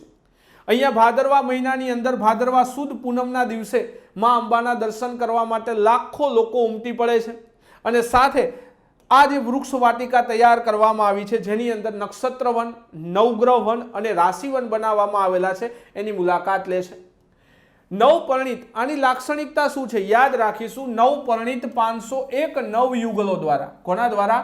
નવપરણિત 501 નવયુગલો દ્વારા અહીંયા આવેલ વૃક્ષનું વાવેતર કરવામાં આવેલું હોવાથી આને માંગલ્ય વન તરીકે ઓળખવામાં આવે છે. કયા નામથી ઓળખવામાં આવે છે? માંગલ્ય વન. એ સિવાય જુદા જુદા રંગના રોપાઓ દ્વારા તૈયાર કરવામાં આવેલ ઓમ આકૃતિ છે એટલે કે ઓમ આકારની વાટિકા તથા સરોવરના એક કિનારેથી બીજા કિનારે જવા માટે એક લાકડાનો પુલ બનાવવામાં આવેલો છે। આ એનું અન્ય આકર્ષણ છે મિત્રો। તો ખાસ માંગલ્ય વનની વિશેષતા શું છે? તો આ વન જ્યારે તૈયાર કરવામાં આવ્યું ત્યારે 501 જેટલા નવયુગલો દ્વારા, કેટલા? 501 જેટલા નવયુગલો દ્વારા આ જે વૃક્ષો છે આની અંદર, આ વનની અંદર, એ વૃક્ષોનું વાવેતર થયું। એ સિવાય અલગ અલગ વનસ્પતિઓનો ઉપયોગ કરીને શું બનાવવામાં આવેલું અહીંયા? તો કે ઓમ આકારનું એક આખું તૈયાર કરવામાં આવી છે ઓમ વાટિકા। એ સિવાય સરોવરના એક ખૂણેથી બીજા ખૂણે જવા માટે, સામા કાંઠે જવા માટે એક લાકડાનો પુલ બનાવવામાં આવ્યો છે। એ સિવાય અંબાજી આપણને ખબર છે ગુજરાતના મહત્વના પર્યટન સ્થળમાંથી એક છે, એટલે પર્યટન સ્થળની સાથે લોકો અહીંની પણ મુલાકાત લે છે અને આ તમામ વૃક્ષો જે છે એની સાથે માહિતી પણ માગે છે અને માહિતી લઈ અને એમને પર્યાવરણ વિશે જાગૃતતા પણ મળે છે। તો 56મા વન મહોત્સવ દરમિયાન 17/7/2005ના રોજ આનું લોકાર્પણ કરવામાં આવ્યું। કેટલામો વન મહોત્સવ હતો? આ 56ના વન મહોત્સવ અંતર્ગત 2005માં તૈયાર થયું। પુનિત વન 55મા વન મહોત્સવ અંતર્ગત 2004માં તૈયાર થયું। ત્યારથી આ સાંસ્કૃતિક વન બનાવવાની આપણે શરૂઆત કરી છે। 2004થી અત્યાર સુધીમાં ઘણા બધા સાંસ્કૃતિક વનો બની ચૂક્યા છે। એના પછી તીર્થંકર વન આપણે વાત કરી, જે આપણે તીર્થંકર વન સાંસ્કૃતિક વનના પ્રકારની અંદર જોઈ ગયા હતા, એ જ પ્રકારનું એક તીર્થંકર વન અહીંયા બનાવવામાં આવ્યું છે। ગુજરાતના મહેસાણા જિલ્લામાં અમદાવાદથી આશરે 120 કિલોમીટર આપણને ખબર છે તારંગા ડુંગર આવેલો છે। સૌ પ્રથમ આ બૌદ્ધ ધર્મનું પવિત્ર સ્થાનક હતું તારંગા દેવીનું। અત્યારે જૈન ધર્મનું આ પવિત્ર યાત્રાધામ માનવામાં આવે છે કે જ્યાં એક અજીતનાથનું પુરાણું દેરાસર આવેલું છે અને આ દેરાસર જે છે આ વર્લ્ડ હેરિટેજ સાઇટ નથી, આમથી ગુજરાતની હેરિટેજ સાઇટ કહી શકાય। તો આ જે અજીતનાથનું જે દેરાસર છે એ કોને બંધાવેલું છે? તો કે સોલંકી રાજા કુમારપાળ દ્વારા આ દેરાસર બાંધવામાં આવેલું, એટલે જૈન ધર્મો માટે આ પવિત્રનું સ્થાન માનવામાં આવે છે। તારંગાની યાત્રા લોકો કરે છે, સાથે આ વનની મુલાકાતે પણ આવે છે। જૈન ધર્મના 24 તીર્થંકરો જે હતા જૈન ધર્મના જે 24 તીર્થંકરો હતા એમને જે વૃક્ષ નીચે કેવલ્ય જ્ઞાન પ્રાપ્ત થયું હતું એ તમામ વૃક્ષો જે છે એ વૃક્ષોનું અહીંયા વાવેતર કરીને એ કેવલીના વૃક્ષો કહેવાય છે। આપણે અગાઉ પણ જોઈ ગયા કે જૈન ધર્મના જે તીર્થંકરો છે એમને જે વૃક્ષ નીચે કેવલ્ય જ્ઞાન પ્રાપ્ત થયું એ તમામ વૃક્ષો કેવલીના વૃક્ષ તરીકે ઓળખાય છે અને એ વૃક્ષોનું વાવેતર કરી અને એક કેવલીના વૃક્ષો તરીકે ઓળખાતા વનનું નિર્માણ થાય છે, જેને આપણે તીર્થંકર વન તરીકે ઓળખી છીએ। હાલમાં જ સબ ઓડિટરની પરીક્ષામાં પ્રશ્ન પૂછાયેલો છે, તીર્થંકર વન કયા જિલ્લામાં આવેલું છે? તો કે મહેસાણા જિલ્લાની અંદર આ તીર્થંકર વન આવેલું છે। 2006ની અંદર આ વન તૈયાર કરવામાં આવ્યું। ટોટલ 5.4 હેક્ટરની અંદર ફેલાયેલું છે। જે તીર્થંકર વનમાં આપણે અગાઉ ભણ્યા હતા એ જ પ્રકારનું કલ્પવૃક્ષ યંત્ર અહીંયા તૈયાર કરવામાં આવ્યું છે। એ સિવાય અહીંયા રાશિવન આવેલું છે, નક્ષત્ર વન છે, નવગ્રહ વન છે, શ્રીપર્ણી વન છે, વન કુટીર, બાળ ઉદ્યાન પણ બનાવવામાં આવ્યા છે કે જેથી પર્યટન કરવા માટે જે લોકો આવે છે એને આકર્ષી શકાય। એ સિવાય અરવલ્લીના પર્વતમાળાના પશ્ચિમ ભાગમાં અને સાબરમતી નદીના દક્ષિણ પશ્ચિમ ભાગમાં આ વન આવેલ છે, એટલે સાંસ્કૃતિક દ્રષ્ટિએ તો મહત્વનું છે, સાથે શૈક્ષણિક દ્રષ્ટિકોણમાં પણ ઉમેરો થયો છે અહીંયા। આ ઉપરાંત આ સ્થળને પ્રકૃતિ શિક્ષણ કેન્દ્ર તરીકે વિકસાવવામાં આવેલ છે, સાથે અહીંયા સાબરમતી નદી છે, અરવલ્લી પર્વતમાળા છે અને આ ટોટલ એરિયો જંગલ એરિયો છે, જેના લીધે અહીંયા બીજું પણ શું થયું છે તો કે આને પ્રાકૃતિક શિક્ષણ કેન્દ્ર તરીકે પણ વિકસાવવામાં આવેલું છે। 57મા વન મહોત્સવ અંતર્ગત 2006ની સાલમાં, કઈ સાલમાં? 57મા વન મહોત્સવ અંતર્ગત 2006ની સાલની અંદર આને આ લોકાર્પણ કરવામાં આવ્યું હતું। આ તીર્થંકર વનનું લોકાર્પણ કરવામાં આવેલું। તો મિત્રો ખાસ યાદ રાખીશું, તીર્થંકર વનની વાત થઈ ગઈ આપણે અહીંયા। તો આ તીર્થંકર વન ક્યાં આવેલું છે? મહેસાણા જિલ્લાની અંદર આવેલું છે, તારંગાના ડુંગર ઉપર, કે જે જૈન ધર્મ માટેનું એક પવિત્ર સ્થાનક માનવામાં આવે છે, જ્યાં અજીતનાથનું દેરાસર છે। અને આ અજીતનાથનું દેરાસર કોને બંધાવ્યું હતું? તો કે કુમારપાળે બંધાવ્યું હતું। આ સિવાય ઘણા બધા સાંસ્કૃતિક વનો આની સાથે અંદર બનાવવામાં આવ્યા છે, જેથી ત્યાં પર્યટકો જે આવે છે એ આ સ્થળની પણ મુલાકાત લે છે। એ સિવાય સાબરમતી નદી અરવલ્લી પર્વતમાળા, એના લીધે આ જગ્યાને અત્યારે પ્રકૃતિ શિક્ષણ કેન્દ્ર તરીકે પણ વિકસાવવામાં આવી રહી છે. તો મિત્રો આ તમામ બાબતો આપણે તીર્થંકર વન વિશે ખાસ યાદ રાખવાની છે. ચલો એના પછી આપણે આગળ વધીએ તો હરિહર વન બનાવવામાં આવ્યું છે સોમનાથ ખાતે. તમે અહીંયા જોઈ શકો છો, દરેક વનના ફોટા સાઈડમાં મૂકેલા છે, જોતા જવાના મિત્રો. ટોટલ ભારતભરની અંદર 12 જ્યોતિર્લિંગ આવેલા છે. એ 12 જ્યોતિર્લિંગમાંથી પ્રથમ જ્યોતિર્લિંગ એટલે કે ગુજરાતની અંદર આવેલું સોમનાથ મહાદેવનું મંદિર. આ સોમનાથ મહાદેવના મંદિર ખાતે એટલે કે ભારતના પશ્ચિમ દિશાની અંદર ગીર સોમનાથ જિલ્લામાં આવેલું છે. કઈ જગ્યાએ આવેલું છે? ભારતની પશ્ચિમ દિશામાં ગુજરાત રાજ્યની અંદર ગીર સોમનાથ જિલ્લામાં છે. દર વર્ષે લાખો પ્રવાસીઓ અહીંયા મુલાકાતે આવે છે. 2007માં, કઈ સાલમાં? 2007ની અંદર આ હરિહર વન તૈયાર થયું છે. કઈ સાલમાં થયું હતું? 2007ની અંદર આ હરિહર વન તૈયાર કરવામાં આવ્યું. ટોટલ 1.6 હેક્ટર જમીનની અંદર ફેલાયેલું છે. ટોટલ કેટલા હેક્ટર જમીનમાં ફેલાયેલું છે? 1.6 હેક્ટર જમીનની અંદર ફેલાયેલું છે. સાથે અહીંયા તમને એક શિવ પંચાયતન વન જોવા મળે છે. સાથે શ્રી કૃષ્ણ ગોલોક ધામ વન જોવા મળે છે. સાથે હરિશંકર વન જોવા મળે છે. રુદ્રાક્ષ વન જોવા મળે છે. જ્યોતિર્લિંગ જોવા મળે છે. જ્યોતિર્લિંગ વન જોવા મળે છે. સપ્તર્ષિ વન, પંચવલ્કલ વન જોવા મળે છે.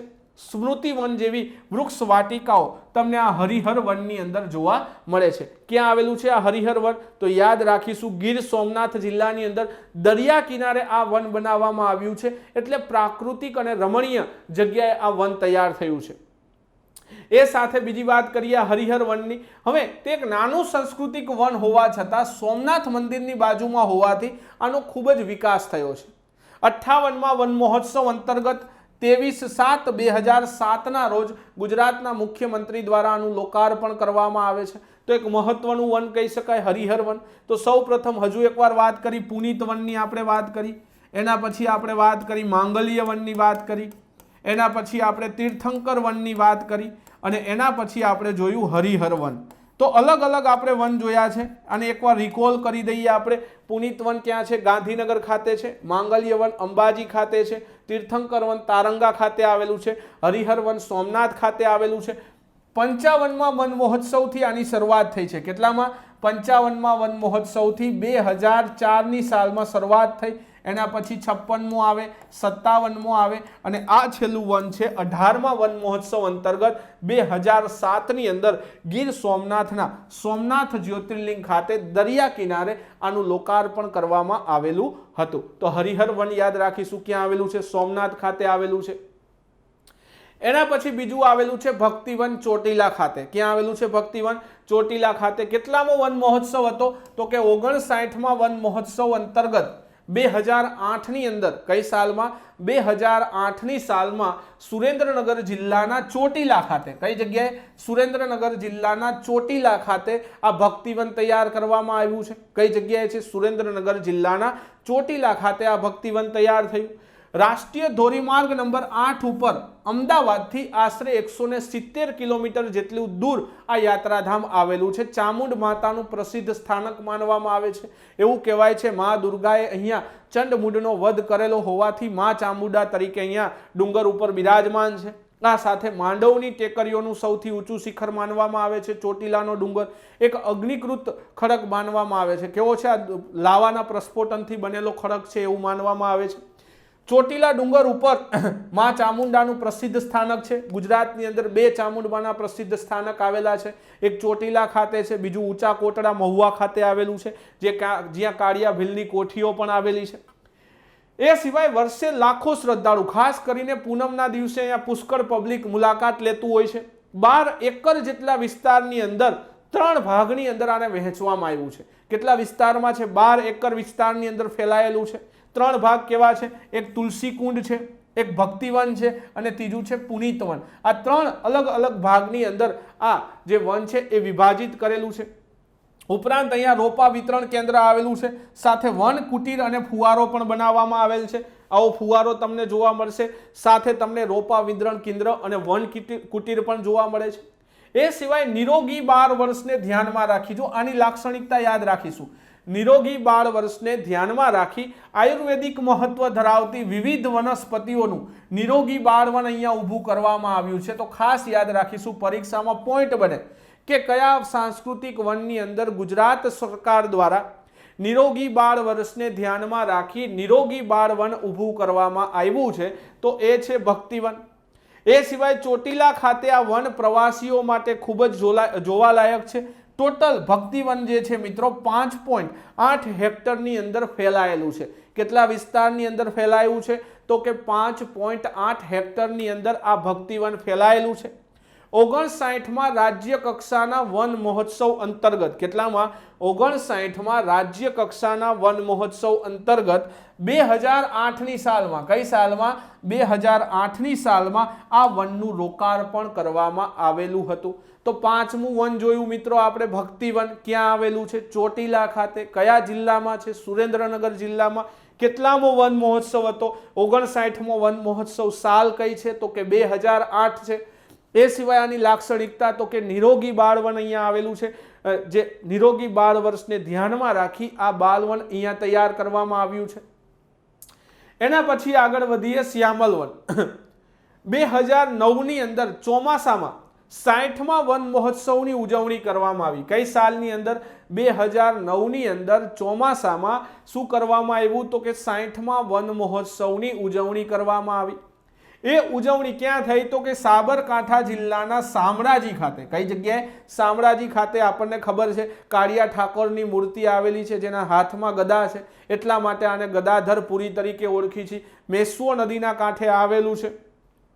ત્યાં શામલ વન તૈયાર કરવામાં આવ્યું છે. રાષ્ટ્રીય ધોરીમાર્ગ નંબર 8 ઉપર અમદાવાદથી 127 જેટલું દૂર, 127 કિલોમીટર દૂર આવેલું છે કે જ્યાં ભગવાન વિષ્ણુનું સુવિખ્યાત મંદિર આવેલું છે. લાખો વ્યક્તિઓ જે છે આ શામળાજી મંદિરની મુલાકાત દર વર્ષે લેતા હોય છે. કોપસિંગ પ્રકારના, કેવા? કોપીસિંગ પ્રકારના વૃક્ષોનું આવરણ ધરાવતા 2 ડુંગરોની વચ્ચે આ જગ્યા આવેલી છે. શ્યામલ વન ક્યાં છે? 2 ડુંગરોની વચ્ચે છે, જે શ્યામલ વનની સુંદરતામાં વધારો કરે છે. શામળાજી મંદિરના દર્શને આવતા મોટા ભાગના મુલાકાતીઓ જે છે એ મુલાકાતીઓ ચોક્કસથી આ વનની મુલાકાત લેતા હોય છે. અહીંયા તમને એક મુખ્ય કોતરણી વાળું પ્રવેશદ્વાર જોવા મળે છે.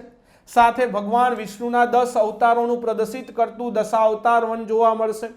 એ સિવાય નક્ષત્ર વન જોવા મળશે. સાથે રાશિ વન, ધન્વંતરી વન જોવા મળશે. દેવવન, સ્મૃતિવન, ગ્રહવાટિકા જેવા વિવિધ રોપાઓનું વાવેતર કરી અને અલગ અલગ વન તમને આ શ્યામલ વન ખાતે જોવા મળે છે.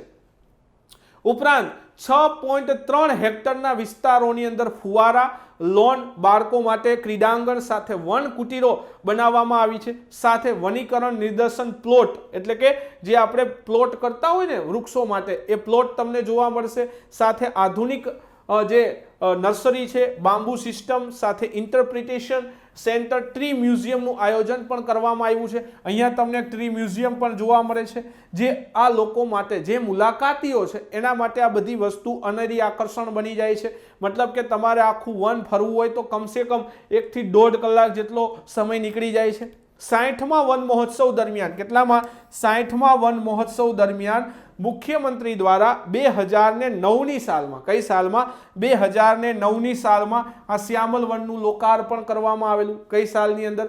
2009ની સાલમાં 60મા વન મહોત્સવ અંતર્ગત આનું લોકાર્પણ કરવામાં આવ્યું હતું. ચલો એના પછી આગળ વધીએ. નવું વન છે પાવક વન. પાલીતાણા ખાતે આવેલું છે, ભાવનગર જિલ્લાની અંદર. પાલીતાણા આપણને ખબર છે જૈનોનું પ્રસિદ્ધ યાત્રાધામ છે. આ જૈનોનું પ્રસિદ્ધ યાત્રાધામ હસ્તગરી ક્ષેત્ર તરીકે પણ ઓળખાય છે. સાથે પાલીતાણાને ઘણા લોકો પાદલિપ્તપુર તરીકે પણ ઓળખે છે. અહિંસા નગરી છે. આ શેત્રુંજય પર્વતની યાત્રા અચૂક કરે છે જૈન ધર્મના લોકો, એટલે દર વર્ષે લાખો લોકો આની મુલાકાતે આવતા હોય છે.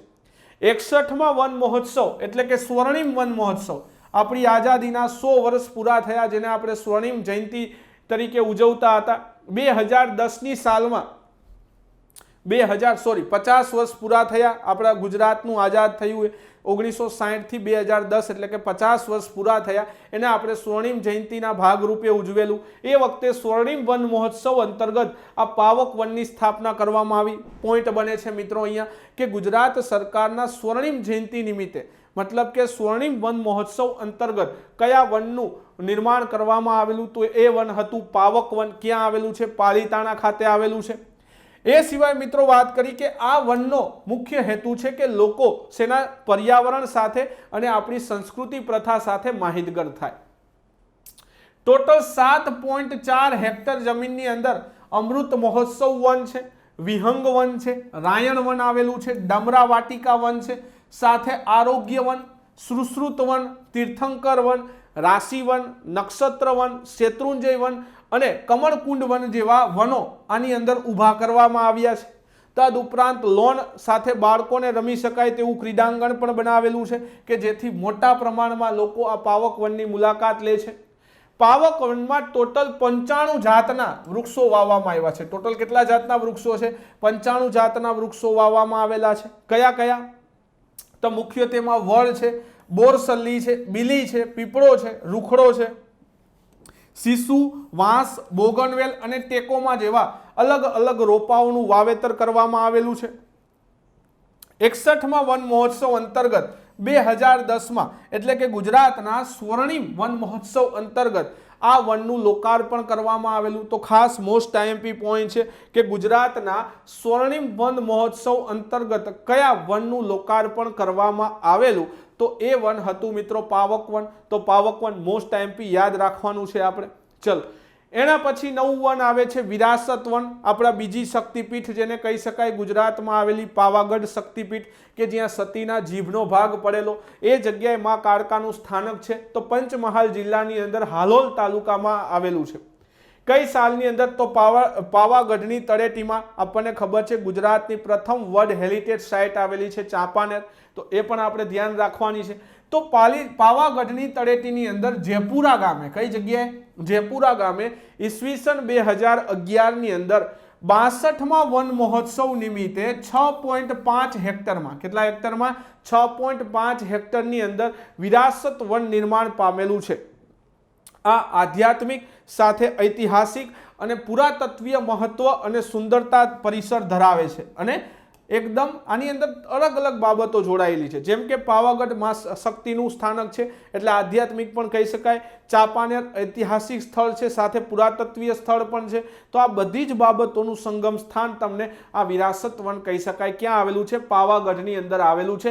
62મા વન મહોત્સવ અંતર્ગત આનું લોકાર્પણ કરવામાં આવેલું. આ વિસ્તારને યુનેસ્કો દ્વારા 2004માં, કઈ સાલની અંદર? 2004ની અંદર વિશ્વ વિરાસત સ્થળ તરીકે જાહેર કરેલ છે. કઈ સાલમાં? 2004ની અંદર વિશ્વ વિરાસત સ્થળ તરીકે જાહેર કરેલ છે. આવી આગવી વિશેષતાને કારણે આ સ્થળની સાંસ્કૃતિક વન નિર્માણ માટેની પસંદગી કરવામાં આવેલ. લોકો વૃક્ષોને ઉછેરની કળા સાથે સાંકળી શકાય લોકોને અને એમના પ્રત્યે વધારે જાગૃત કરી શકાય એ માટે અહીંયા 7 પ્રકારની થીમ ઉપર વિકસાવેલ છે. આ કેટલી થીમ ઉપર આનો વિકાસ થયેલો છે? તો અલગ અલગ 7 થીમો ઉપર આનો વિકાસ કરેલો છે. એક અહીંયા આનંદ વન આવેલું છે, આરોગ્ય વન છે, આરાધ્ય વન છે, સાંસ્કૃતિક વન છે, આજીવિકા વન છે, નિસર્ગ વન છે અને જૈવિક વન છે. સાથે વિરાસત વનના આકર્ષણ કેન્દ્રો તરીકે વિકસિત કરવા માટે અહીંયા પાવાગઢનું આધ્યાત્મ અને સાથે ચાંપાનેરનું ઐતિહાસિક મહત્વ અને પુરાતત્વક માહિતીના આધારે લોકોને વધારે આના પ્રત્યે આકર્ષિત કરી શકાય છે એવું આ વન છે. અહીંયા તમને સરસ મજાનું આકર્ષણવાળું પ્રવેશદ્વાર છે. અંદર કલાત્મક ફૂલો સાથે અલગ અલગ વન્ય પ્રાણીઓના મોડલો જોવા મળશે. સરસ મજાની લોનનું મેદાન છે, બાળકોને રમી શકાય તેવું ક્રીડાંગણ છે. સાથે જે લોકો અંદર મુલાકાત લે છે મુલાકાતીઓના વિશ્રામ માટે તમને એક વન કુટીર તથા કેફેટેરિયા પણ બનાવેલો છે કે જેથી લોકો ભોજન પણ કરી શકે. તો આવી પ્રકારની ઘણી બધી વિશેષતાઓ ધરાવતું આ વિરાસત વન છે. કેટલામાં? તો કે 62મા વન મહોત્સવ અંતર્ગત. કેટલામાં? 62મા વન મહોત્સવ અંતર્ગત 2011ના રોજ આનું શું કરવામાં આવેલું? લોકાર્પણ કરવામાં આવેલું હતું. તો એક મહત્વનું વન કહી શકાય વિરાસત વન. ચલો, એના પછી નેક્સ્ટ વન તરફ જઈએ તો ગોવિંદ ગુરુ સ્મૃતિ વન એટલે કે માનગઢ. મહીસાગર જિલ્લાની અંદર આવેલું છે। રાજ્ય કક્ષાના 63મા વન મહોત્સવ અંતર્ગત કેટલામાં રાજ્ય સરકારના 63મા વન મહોત્સવ અંતર્ગત 2012 ની અંદર મહીસાગર જિલ્લાના સંતરામપુર તાલુકાના માનગઢ ખાતે આ વન બનાવવામાં આવ્યું। ગોવિંદ ગુરુ જેમને અંગ્રેજો સામે ખૂબ જ લડ્યા, ભીલોના જે કહેવાય ને ભીલોના જે હકો છે એના માટે, તો આદિવાસી સમાજના ઉત્કર્ષ માટે થઈને તેઓ પોતે શહીદી વહોરી લીધી, એમના એક સ્મારક અહીંયા આવેલું છે। તો એ વિશે વાત કરીએ। સંતરામપુરથી દક્ષિણ દિશાએ 25 કિલોમીટર દૂર આ માનગઢ હિલ આવેલું છે। અંગ્રેજોની જે વેઠ મજૂરી હતી એના વિરુદ્ધ દક્ષિણ દિશાએ આ 25 કિલોમીટર દૂર આ સ્મારક તૈયાર કરવામાં આવ્યું। અંગ્રેજોની વેઠ મજૂરી વિરુદ્ધ અવાજ બુલંદ કરનાર આદિવાસીઓએ ગોવિંદ ગુરુની રાહબરી હેઠળ 17/11/1913 તારીખ યાદ રાખીશું, ક્યારે 1913 ના રોજ 17/11/1913 ના રોજ અહીંયા ઘણા બધા આશરે 1500 જેટલા આદિવાસી ભાઈઓએ શહીદી વહોરી લીધી હતી। એમના ચીર સ્મરણની અંદર એમની યાદગીરી રૂપે, એમની શહીદીની યાદગીરી રૂપે અહીંયા આ માનગઢની પાવન ભૂમિ ઉપર ગોવિંદ ગુરુ સ્મૃતિવનનું નિર્માણ કરવામાં આવેલું। ટોટલ આ 5 હેક્ટરની અંદર ફેલાયેલું છે। કેટલા હેક્ટરમાં છે? 5 હેક્ટરની અંદર ફેલાયેલું છે। એ સિવાય અહીંયા શહીદોની સ્મૃતિની અંદર એક જ્યોતિ સ્તંભ તૈયાર કરવામાં આવેલો છે। સાથે શહીદ વન, પર્યટકોના વિશ્રામ માટે તમને વિશ્રામ કુટીર જોવા મળશે, ઘાસની સરસ મજાની લોન છે, બિલ્વ વન છે, એ સાથે શું છે? કમળકુંડ, રાશિ વન, નક્ષત્ર વન, બિલ્વ વન તથા માનગઢની આસપાસની દ્રશ્યાવલીનું ઝાંખી કરાવતું એક કુદરતી વન પણ કહી શકાય, કેમ કે આજુબાજુનો નજારો છે, પહાડી એરિયો છે, જંગલ વિસ્તાર છે, એટલે આજુબાજુ કુદરતી ભરપૂર વાતાવરણ પણ જોવા મળે છે। આ પ્રકારના વાતાવરણમાં એક વન તૈયાર થયું જેને આપણે ગોવિંદ ગુરુ સ્મૃતિ વન કહીએ છીએ। ક્યાં આવેલું છે? માનગઢ ખાતે આવેલું છે। 63મા વન મહોત્સવ ઉજવણી નિમિત્તે ગોવિંદ ગુરુની સ્મૃતિમાં આશરે અહીંયા 5000 વૃક્ષો તથા આજુબાજુનો જે વન વિસ્તાર છે અને લોકોના ખેતરની અંદર 1 લાખ વૃક્ષો ઉછેરવામાં આવ્યા। સાથે આ કાર્યક્રમમાં આશરે 50,000 જેટલી જનમેદની હાજર રહી હતી અને આ વનની 2012 ના રોજ કોના દ્વારા? કે આપણા મુખ્યમંત્રી દ્વારા એ લોકાર્પણ કરવામાં આવેલું હતું। તો ગોવિંદ ગુરુ સ્મૃતિવન ખાસ યાદ રાખીશું। મહીસાગર જિલ્લાના કઈ જગ્યાએ? તો કે મહીસાગર જિલ્લાની અંદર સંતરામપુર તાલુકાના માનગઢ હિલ ખાતે આવેલું છે। અહીંયા જે 1913 ની અંદર અંગ્રેજો સામે આદિવાસીઓએ ગોવિંદ ગુરુની રાહબરી હેઠળ જે હત્યાકાંડ થયેલો, એટલે એમની રાહબરી હેઠળ જે આંદોલન ચલાવેલું અને પછી અંગ્રેજોએ એમના ઉપર ગોળીબાર કરી જે હત્યાકાંડ કરવામાં આવ્યો, એ શહીદોની યાદમાં આ શહીદ સ્મારક તૈયાર થયું છે। સાથે કેટલામો વન મહોત્સવ છે? તો કે 63મો વન મહોત્સવ છે। સાલ કઈ છે?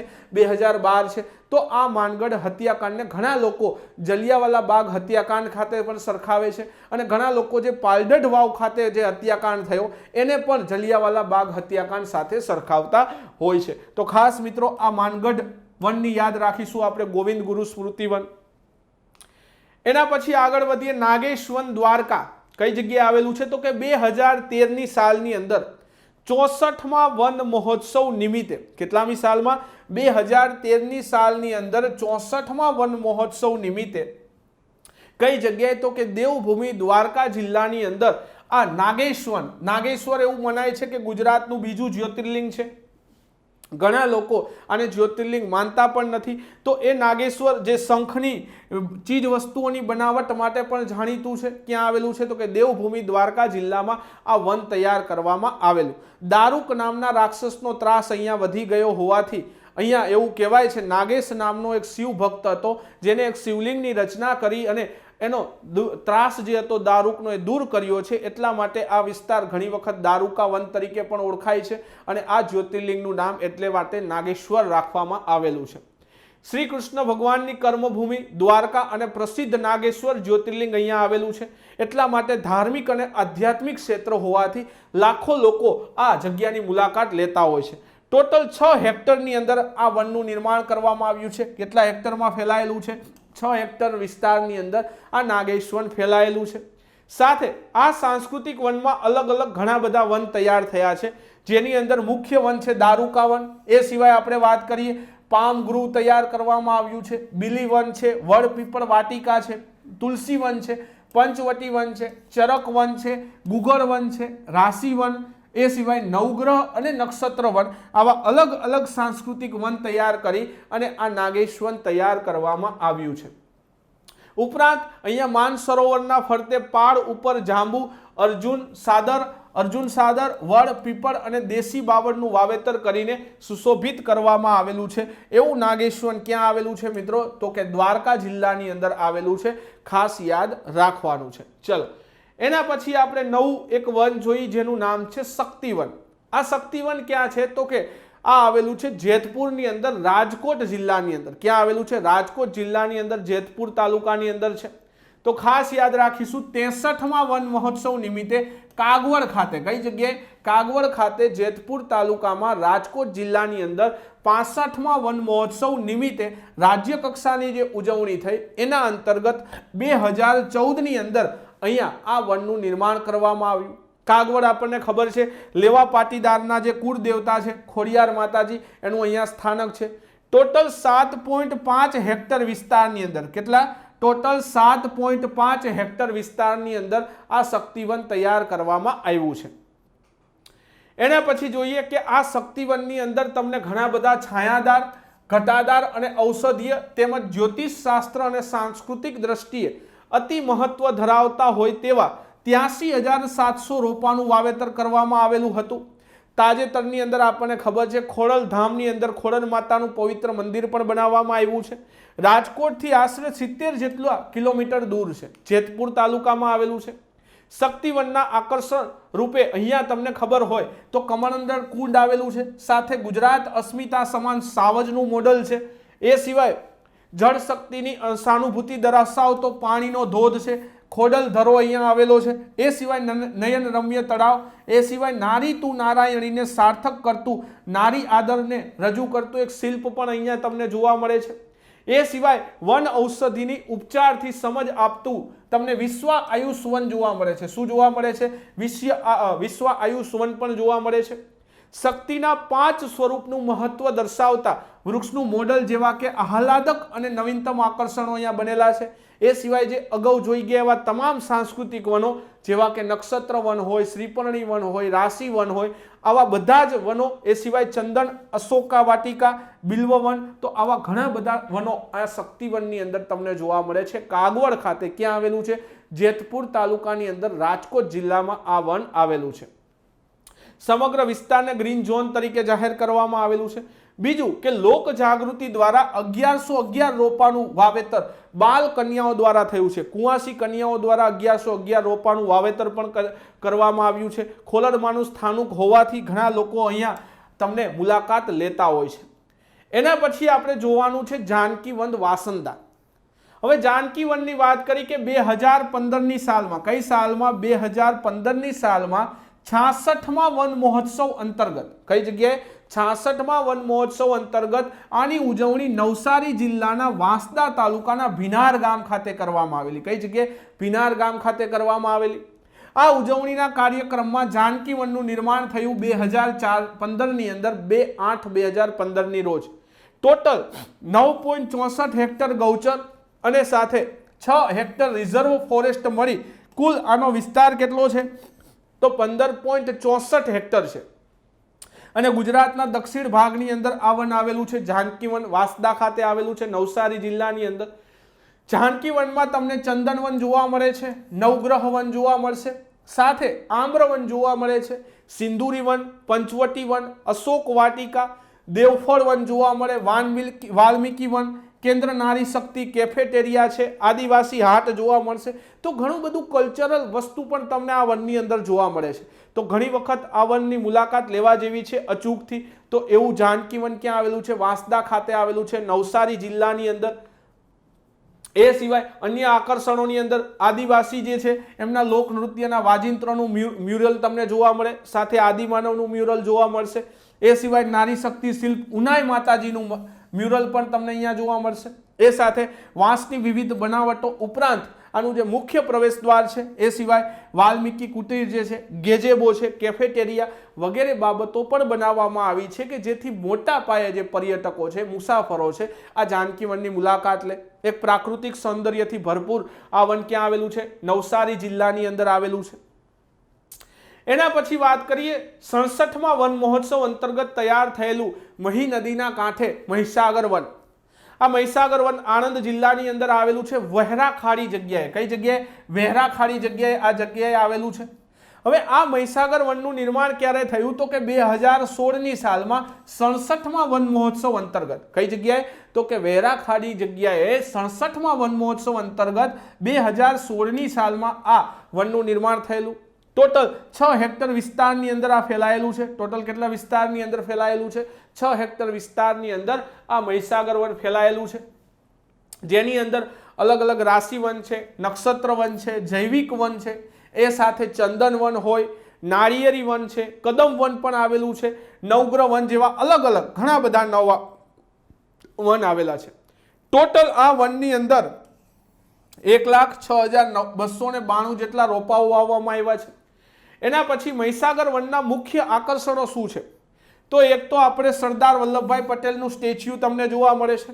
એ સિવાય તમને ક્રોકોડાઇલ સ્કલ્પચર, મ્યુરલ વોલ જોવા મળે છે. એ સિવાય ગજીબો જોવા મળે છે, સારસ પક્ષીનું સ્કલ્પચર જોવા મળશે અને મહીસાગર નદીનો કિનારો. આ તમામ બાબતો તમને મહીસાગર વનની અંદર આના અનેરા આકર્ષણ સાથે તમને જોવા મળે છે. તો ક્યાં આવેલું છે? આણંદ જિલ્લાની અંદર આ મહીસાગર વન આવેલું છે.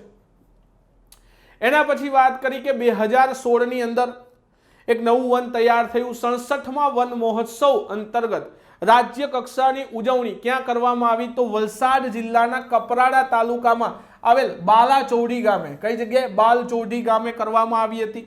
અને જ્યાં વલસાડની શું વખણાય? તો કે હાપુસ કેરી વખણાય છે.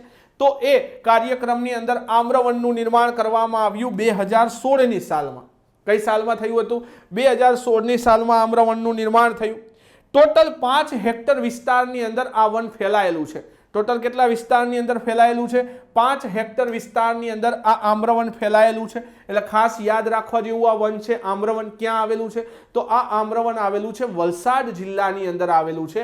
67માં વન મહોત્સવ અંતર્ગત 2016ની અંદર આ વનનું નિર્માણ કરવામાં આવેલું. બાલાચોડી ગામ ખાતે. ગામનું નામ યાદ રાખીશું, કેમ કે વલસાડ શેના માટે જાણીતું છે? તો કે હાપુસ કેરી માટે આ વલસાડ જાણીતું છે. એના પછી આગળ વધીએ. આમ્રવનમાં તમને શું શું જોવા મળશે? એક તો રાશિ વન જોવા મળે છે, નક્ષત્ર વન જોવા મળશે, સાથે નવગ્રહ વન જોવા મળશે. એ ઉપરાંત પંચવટી વન, આરોગ્ય વન, આમ્રવન જેવા સાંસ્કૃતિક વનો તૈયાર કરી ટોટલ 1,62,541 જેટલા રોપાઓ વાવવામાં આવ્યા છે. અહીંયા તમને બીજી પણ કેટલાક આકર્ષણો જોવા મળે છે. કેવા આકર્ષણો છે? તો કે આંબાની ખેતી અંગે વૈજ્ઞાનિક પરિચય, કે આંબાની ખેતી કઈ રીતે કરવાથી મોટા પાયે ઉત્પાદન કરી શકાય અને ઓછા ખર્ચે લાંબી ખેતી કરી શકાય. એ સિવાય આંબાનું ઝાડ છે એના અંગે વિશેષ માહિતી તમને જોવા મળે. એ સાથે અહીંયા વન કુટીર આવેલી છે, નક્ષત્ર કુટીર છે, નક્ષત્ર વન છે, નવગ્રહ વન છે, આરોગ્ય વન, પૌરાણિક શિવ મંદિર પણ અહીંયા આવેલું છે. આમ્રવનની અંદર શું આવેલું છે? પૌરાણિક શિવ મંદિર. ઉપરાંત આ વન જે છે મુખ્ય આમ્રવન એ તમને અહીંયા જોવા મળે છે. તો ખાસ આમ્રવન ખૂબ જ મહત્વનું છે. વલસાડ જિલ્લાની અંદર આવેલું છે બાલાચોડી ગામ ખાતે. એના પછી સરદાર પટેલની એકતાને સમર્થન આપતું એક વન છે જે એકતા વન છે. શું નામ છે આનું? એકતા વન. ક્યાં આવેલું છે? સુરત ખાતે આવેલું છે. 2016ની અંદર 67માં વન મહોત્સવની, કેટલામાં? 2016માં 67માં વન મહોત્સવની રાજ્ય કક્ષાની ઉજવણી મિત્રો ક્યાં કરવામાં આવી હતી? તો કે સુરત જિલ્લાના બારડોલી તાલુકાના મોતા ગામ ખાતે. આ વન ક્યાં આવેલું છે? સુરત જિલ્લાના બારડોલી તાલુકાના મોતા ગામ ખાતે આવેલું છે. આ એકતા વનનું નિર્માણ કઈ સાલમાં થયું હતું? તો કે 2016ની સાલમાં કરવામાં આવ્યું. 67માં વન મહોત્સવ અંતર્ગત આપણે કેટલામાં વન મહોત્સવથી શરૂઆત કરી છે? 54માં વન મહોત્સવથી શરૂઆત કરી, તો 67માં વન મહોત્સવ સુધી પહોંચી ગયા. 7 હેક્ટર વિસ્તારની અંદર આ એકતા વન સાકાર થયેલ છે. કેટલા વિસ્તારની અંદર આવેલું છે? 7 હેક્ટર વિસ્તારની અંદર આ એકતા વન આવેલું છે. મોતા ગામ ખાતે છે. અહીંયા તમને અલગ અલગ વનો જોવા મળે છે. નક્ષત્ર હોય, આ બધા તો કોમન વન છે. એ સિવાય સિંદુરી વન તમને જોવા મળે છે, રાયણ વન છે, અહીંયા કોઠા વન છે, ચંદન વન છે, એવા ઘણા બધા. ખટુમડાનું વન આવેલું છે, આંબલીનું વન છે. તો આવી ઘણી બધી અલગ અલગ વનસ્પતિઓના અહીંયા તમને વન જોવા મળે છે. અને આ જ વનો જે છે એ વનોનું નિર્માણ અહીંયા કરીને ટોટલ 9707 રોપાઓ વાવેલા છે. ટોટલ કેટલા છે? 9707 રોપાઓ વાવેલા છે. એવું અહીંયા એક સરદાર પટેલનું સ્ટેચ્યુ પણ તમને જોવા મળે છે. સાથે અહીંયા તમને સરદાર પટેલના સ્મારક એકલ સ્તંભ જોવા મળશે. સાથે પાણીના ફુવારા છે, વન કુટીર છે, જુદા જુદા અલગ અલગ ઔષધિક વન છે, બાળકો માટે રમતગમતનું મેદાન છે, અલગ અલગ ફૂલોની ફૂલ વાટિકા છે અને સાથે અહીંયા કસરતના સાધનો પણ રાખવામાં આવેલા છે. એવું આ એકતા વન ક્યાં આવેલું છે મિત્રો? તો કે સુરતના બારડોલી તાલુકાની અંદર મોતા ગામ ખાતે આ એકતા વન આવેલું છે. એના પછી આગળ વધી શહીદ વન 2016 ની અંદર 67મા વન મહોત્સવ અંતર્ગત, કઈ સાલમાં? 2016 ની અંદર 67મા વન મહોત્સવ અંતર્ગત આ રાજ્ય કક્ષાની ઉજવણી જામનગર જિલ્લાના ધ્રોલ ખાતે ભૂચરમોરી, ધ્રોલ તાલુકાના ભૂચરમોરી ગામ ખાતે કરવામાં આવી. જ્યાં આપણને ખબર છે કે ભૂચરમોરીનું યુદ્ધ થયું હતું મિર્ઝા અઝીઝ કોકા અને જામ સત્તાજી વચ્ચે, જેની અંદર આજુબાજુના જે રાજાઓ હતા એ મુઘલ સુબા મિર્ઝા અઝીઝ કોકા સાથે યુદ્ધ કરે છે અને એની અંદર જે વીરાંગનાઓ અને જે લોકો શહીદ થયા એની યાદમાં અહીંયા એક શહીદ વનનું નિર્માણ કરવામાં આવ્યું છે. કઈ સાલની અંદર? 2016ની સાલમાં. કઈ સાલમાં નિર્માણ થયું છે? 2016માં 67મા વન મહોત્સવ અંતર્ગત ભૂચરમોરીના યુદ્ધ દરમિયાન આનું નિર્માણ કરવામાં આવેલું. શહીદ વનની અંદર વાત કરીએ તો કે રાશિ વન છે, નક્ષત્ર વન, એ સિવાય નવગ્રહ વન આવેલું છે, બિલીના વન છે, હાલાર વન આ વિસ્તારનું જે નામ છે. જો અહીંયા તમને અલગ અલગ પ્રાંત મુજબના વન કયા તમને સાંસ્કૃતિક વનમાં જોવા મળે છે તો કે જામનગર વનની અંદર જેમ કે અહીંયા સોરઠ વન છે, એ પછી હાલાર વન આવેલું છે, એ સિવાય ઝાલાવાડ વન છે, એ સિવાય ગોહિલવાડ વન છે. તો અલગ અલગ જે આપણા પરગણાઓ છે, પંથકો છે, એને ધ્યાનમાં રાખી અહીંયા અલગ અલગ વનો આવેલા છે. કઈ જગ્યાએ? શહીદ વનની અંદર. ટોટલ અહીંયા 1,03,000 રોપાનું વાવેતર કરેલું છે. ટોટલ કેટલા છે? 1,03,000 રોપાઓ. સાથે આ ભૂચરમોરીના યુદ્ધનું એક મોટું ચિત્ર મિત્રો તમને ક્યાં જોવા મળે છે? જામનગર મ્યુઝિયમની અંદર પણ જોવા મળે છે. એના મુખ્ય આકર્ષણોની અંદર વનદેવી, એ સિવાય જામ અજાજીનું સ્ટેચ્યુ અહીંયા આવેલું છે, રંગીન ફુવારો છે, બગીચો છે, વન કુટીર અને સરસ મજાનું ઉજાણી ગૃહ તમને આ શહીદ વનની અંદર જોવા મળે છે.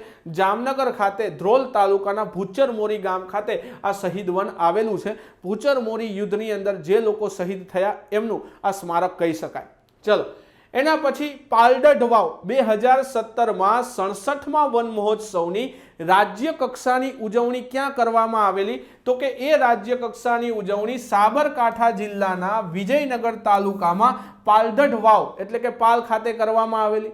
અને અહીંયા મોતીલાલ તેજાવત, અહીંયા કોનું આંદોલન થયું હતું? આદિવાસી નેતાનું નામ હતું મોતીલાલ તેજાવતની આગેવાનીમાં ઘણા બધા આદિવાસી પ્રજા જે હતી એમની રાહબરી હેઠળ અંગ્રેજો સામે યુદ્ધ કરે છે અને 2017માં આ વન તૈયાર થયું. આ યુદ્ધમાં જે લોકો શહીદ થયા એની યાદમાં વીરાંજલિ વન બનાવવામાં આવ્યું. એવું કહેવાય છે ઘણા લોકો આને પણ ગુજરાતનો જલિયાવાલા બાગ હત્યાકાંડ કહેવાય છે. તો અહીંયા 6 હેક્ટર વિસ્તારની અંદર આ વન આખું વિસ્તરેલું છે. ઘણા બધા સાંસ્કૃતિક વનો છે. અહીંયા પણ નક્ષત્ર વન હોય, નવગ્રહ વન હોય, એ સિવાય અહીંયા તમને મોતીલાલ તેજાવતનું સ્ટેચ્યુ જોવા મળે છે એક મોટા આદિવાસી નેતાના સ્વરૂપે. એ સિવાય તમને ભૂલ ભૂલૈયા હોય, લક્ષ્મીકુંડ, ઇન્ટરપ્રિટેશન સેન્ટર, એ સિવાય ગાજીબો અને સાથે બાલ ક્રીડાંગણ, એમ્ફી થિયેટર જેવા ઘણા બધા તમને એક અહીંયા ક્રાંતિ મસાલ પણ જોવા મળે છે. વોટરફોલ અને ક્રાંતિ મસાલ પણ અહીંયા જોવા મળશે. તો ઘણા બધા તમને અહીંયા સ્મારકો જોવા મળશે. કઈ જગ્યાએ? તો કે વીરાંજલિ વન ખાતે. આ વીરાંજલિ વન ક્યાં આવેલું છે? તો યાદ રાખીશું સાબરકાંઠા જિલ્લાના વિજયનગર તાલુકાના પાલડઢ વાવ ખાતે. આ હત્યાકાંડ કોના આગેવાનીમાં થયો હતો? કોણ આદિવાસી નેતા હતા કે જેમની આગેવાનીમાં આદિવાસી ભાઈઓ યુદ્ધે ચડેલા? એ હતા મોતીલાલ તેજાવત અને એમનું સ્ટેચ્યુ તમને અહીંયા જોવા મળે છે. એના પછી અહીંયા તમને હિપોપોટેમસ 3D ચશ્મા જેવું આકર્ષણ એક છે. એ સિવાય ડાયનાસોર હોય, વાઘ, સિંહ જેવા પક્ષીઓના સ્ટેચ્યુ, સાથે લોન ગાર્ડન, હેંગિંગ ટનલ છે, સાથે મ્યુરલ વોલ છે, ચબૂતરો છે, વોચ ટાવર છે, વ્યૂ પોઈન્ટ છે. આવા ઘણા બધા સરસ મજાના આકર્ષણો તમને આ વીરાંજલિ વનની અંદર જોવા મળે છે. 1,03,000 રોપા અહીંયા રોપવામાં આવેલા છે. કેટલા રોપા રોપવામાં આવ્યા છે? 1,03,000 જેટલા રોપાઓનું વાવેતર કરવામાં આવેલું છે. ચલો, એના પછી આપણે વાત કરીએ રક્ષક વન. તો આ રક્ષક વનની સ્થાપના કઈ સાલમાં થઈ મિત્રો? તો 2018ની સાલમાં. કઈ સાલમાં? 2018ની સાલમાં આની સ્થાપના કરવામાં આવી. તો કે કેટલામો વન મહોત્સવ હતો? 69મા વન મહોત્સવની રાજ્ય કક્ષાની ઉજવણી ક્યાં થઈ તો કચ્છ જિલ્લાના ભુજ તાલુકાની અંદર આવેલ માધાપર ગામ ખાતે, જે અત્યારે અજય દેવગણનું ભુજ પિક્ચર આવ્યું છે એની અંદર જે યુદ્ધ થાય છે એની અંદર જે માધાપરની બહેનો છે એક જ રાતમાં આખી એરસ્ટ્રીપ તૈયાર કરે છે, એ બહેનોની યાદમાં એમની જે બહાદુરી છે એને સન્માનિત કરવા માટે આ વન તૈયાર થયું છે. રક્ષક વન ક્યાં આવેલું છે? માધાપર ગામ ખાતે આવેલું છે. કેટલામો વન મહોત્સવ છે તો કે 69માં વન મહોત્સવ 2018ની અંદર કચ્છ જિલ્લાના ભુજ તાલુકાના માધાપર ગામ ખાતે આ વનનું નિર્માણ કરવામાં આવેલું. ચલ, એના પછી આ રક્ષક વનનું નિર્માણ કરવામાં આવ્યું. ગુજરાતનું સૌથી મોટું વન છે આ, ગુજરાતનું સૌથી મોટું સાંસ્કૃતિક વન છે. 1971માં જે ભારત પાકિસ્તાનનું યુદ્ધ થયું એની અંદર આ માધાપરની બહેનો હતી જેમને એક જ રાતની અંદર આખું આ એરસ્ટ્રીપ તૈયાર કરી લીધું હતું અને એમની બહાદુરી જે હતી એમની બહાદુરીને સન્માનિત કરવા માટે આ રક્ષક વનનું નિર્માણ કરવામાં આવેલું છે. એના પછી જડેશ્વર વનની વાત કરીએ તો 2019ની સાલમાં, કઈ સાલમાં? 2019ની સાલની અંદર 70મા વન મહોત્સવની અંદર અંતર્ગત, કેટલામાં?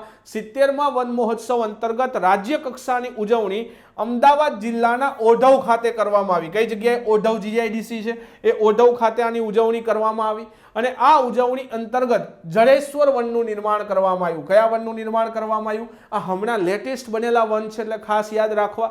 2019ની અંદર અમદાવાદ જિલ્લાના ઓઢવ ખાતે આ જડેશ્વર વનનું નિર્માણ થયું. 70મા વન મહોત્સવ અંતર્ગત આનું નિર્માણ થયું. એના પછી વાત કરીએ તો કે રામવન 2020ની સાલની અંદર મોસ્ટ આઈએમપી છે રાજકોટ જિલ્લાની અંદર આજી ડેમ ખાતે. કઈ જગ્યાએ? રાજકોટ જિલ્લાની અંદર જે આજી ડેમ આવેલો છે ત્યાં આ વનનું નિર્માણ કરવામાં આવ્યું છે. કેટલામો વન મહોત્સવ છે? 71મા વન મહોત્સવ અંતર્ગત 2020ની આ રાજ્ય કક્ષાનો જે વન મહોત્સવ હતો એની ઉજવણી રાજકોટ જિલ્લાના આજી ડેમ ખાતે કરવામાં આવેલી. કઈ જગ્યાએ? રાજકોટ જિલ્લાના આજી ડેમ ખાતે કરવામાં આવી અને આ ઉજવણી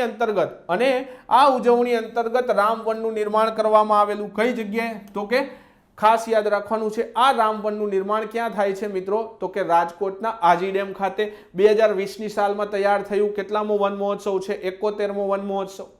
એના પછી છેલ્લું સાંસ્કૃતિક વન કે જે અત્યારે 2021ની સાલની અંદર કઈ જગ્યાએ? તો કે વલસાડ જિલ્લાના કલગામ ખાતે 72મા વન મહોત્સવ નિમિત્તે, કેટલામાં? 72ના વન મહોત્સવ નિમિત્તે આ વલસાડ જિલ્લાના કલગામ ખાતે આ વન તૈયાર થયું છે જેને મારુતિ નંદન વન નામ આપવામાં આવ્યું છે. તો ખાસ યાદ રાખીશું આ ગુજરાતની અંદર બનેલું છેલ્લું શું છે? સાંસ્કૃતિક વન છે. તો 2004થી શરૂ થાય છે મિત્રો અને 2021 સુધીના જે વન મહોત્સવ છે એ અંતર્ગત જે કંઈ સાંસ્કૃતિક વનો ગુજરાતની અંદર નિર્માણ પામ્યા એ તમામ સાંસ્કૃતિક વનો સાથે આપણે એની અગાઉ પણ ઘણી બધી માહિતી જે પરીક્ષાલક્ષી છે, સાંસ્કૃતિક વનો વિશે તો બધાને માહિતી હશે પરંતુ એના અનન્ય આકર્ષણો જે છે એની લાક્ષણિકતાઓ છે એના વિશે બહુ ઓછા જાણતા હશે. એના માટે ખાસ આ વિડીયો આપણે બનાવેલો છે.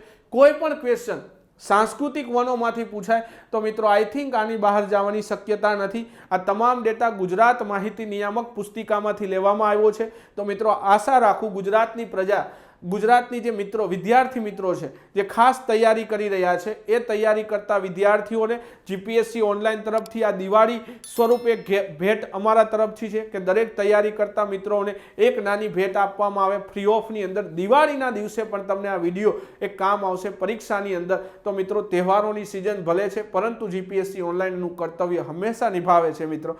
तो वन्स अगेन मित्रों हेपी दिवाળી। खास विडियोनी अंदर तमारा व्यूज आपवानुं भूलता नहीं, विडियोने लाइक करवानुं भूलता नहीं।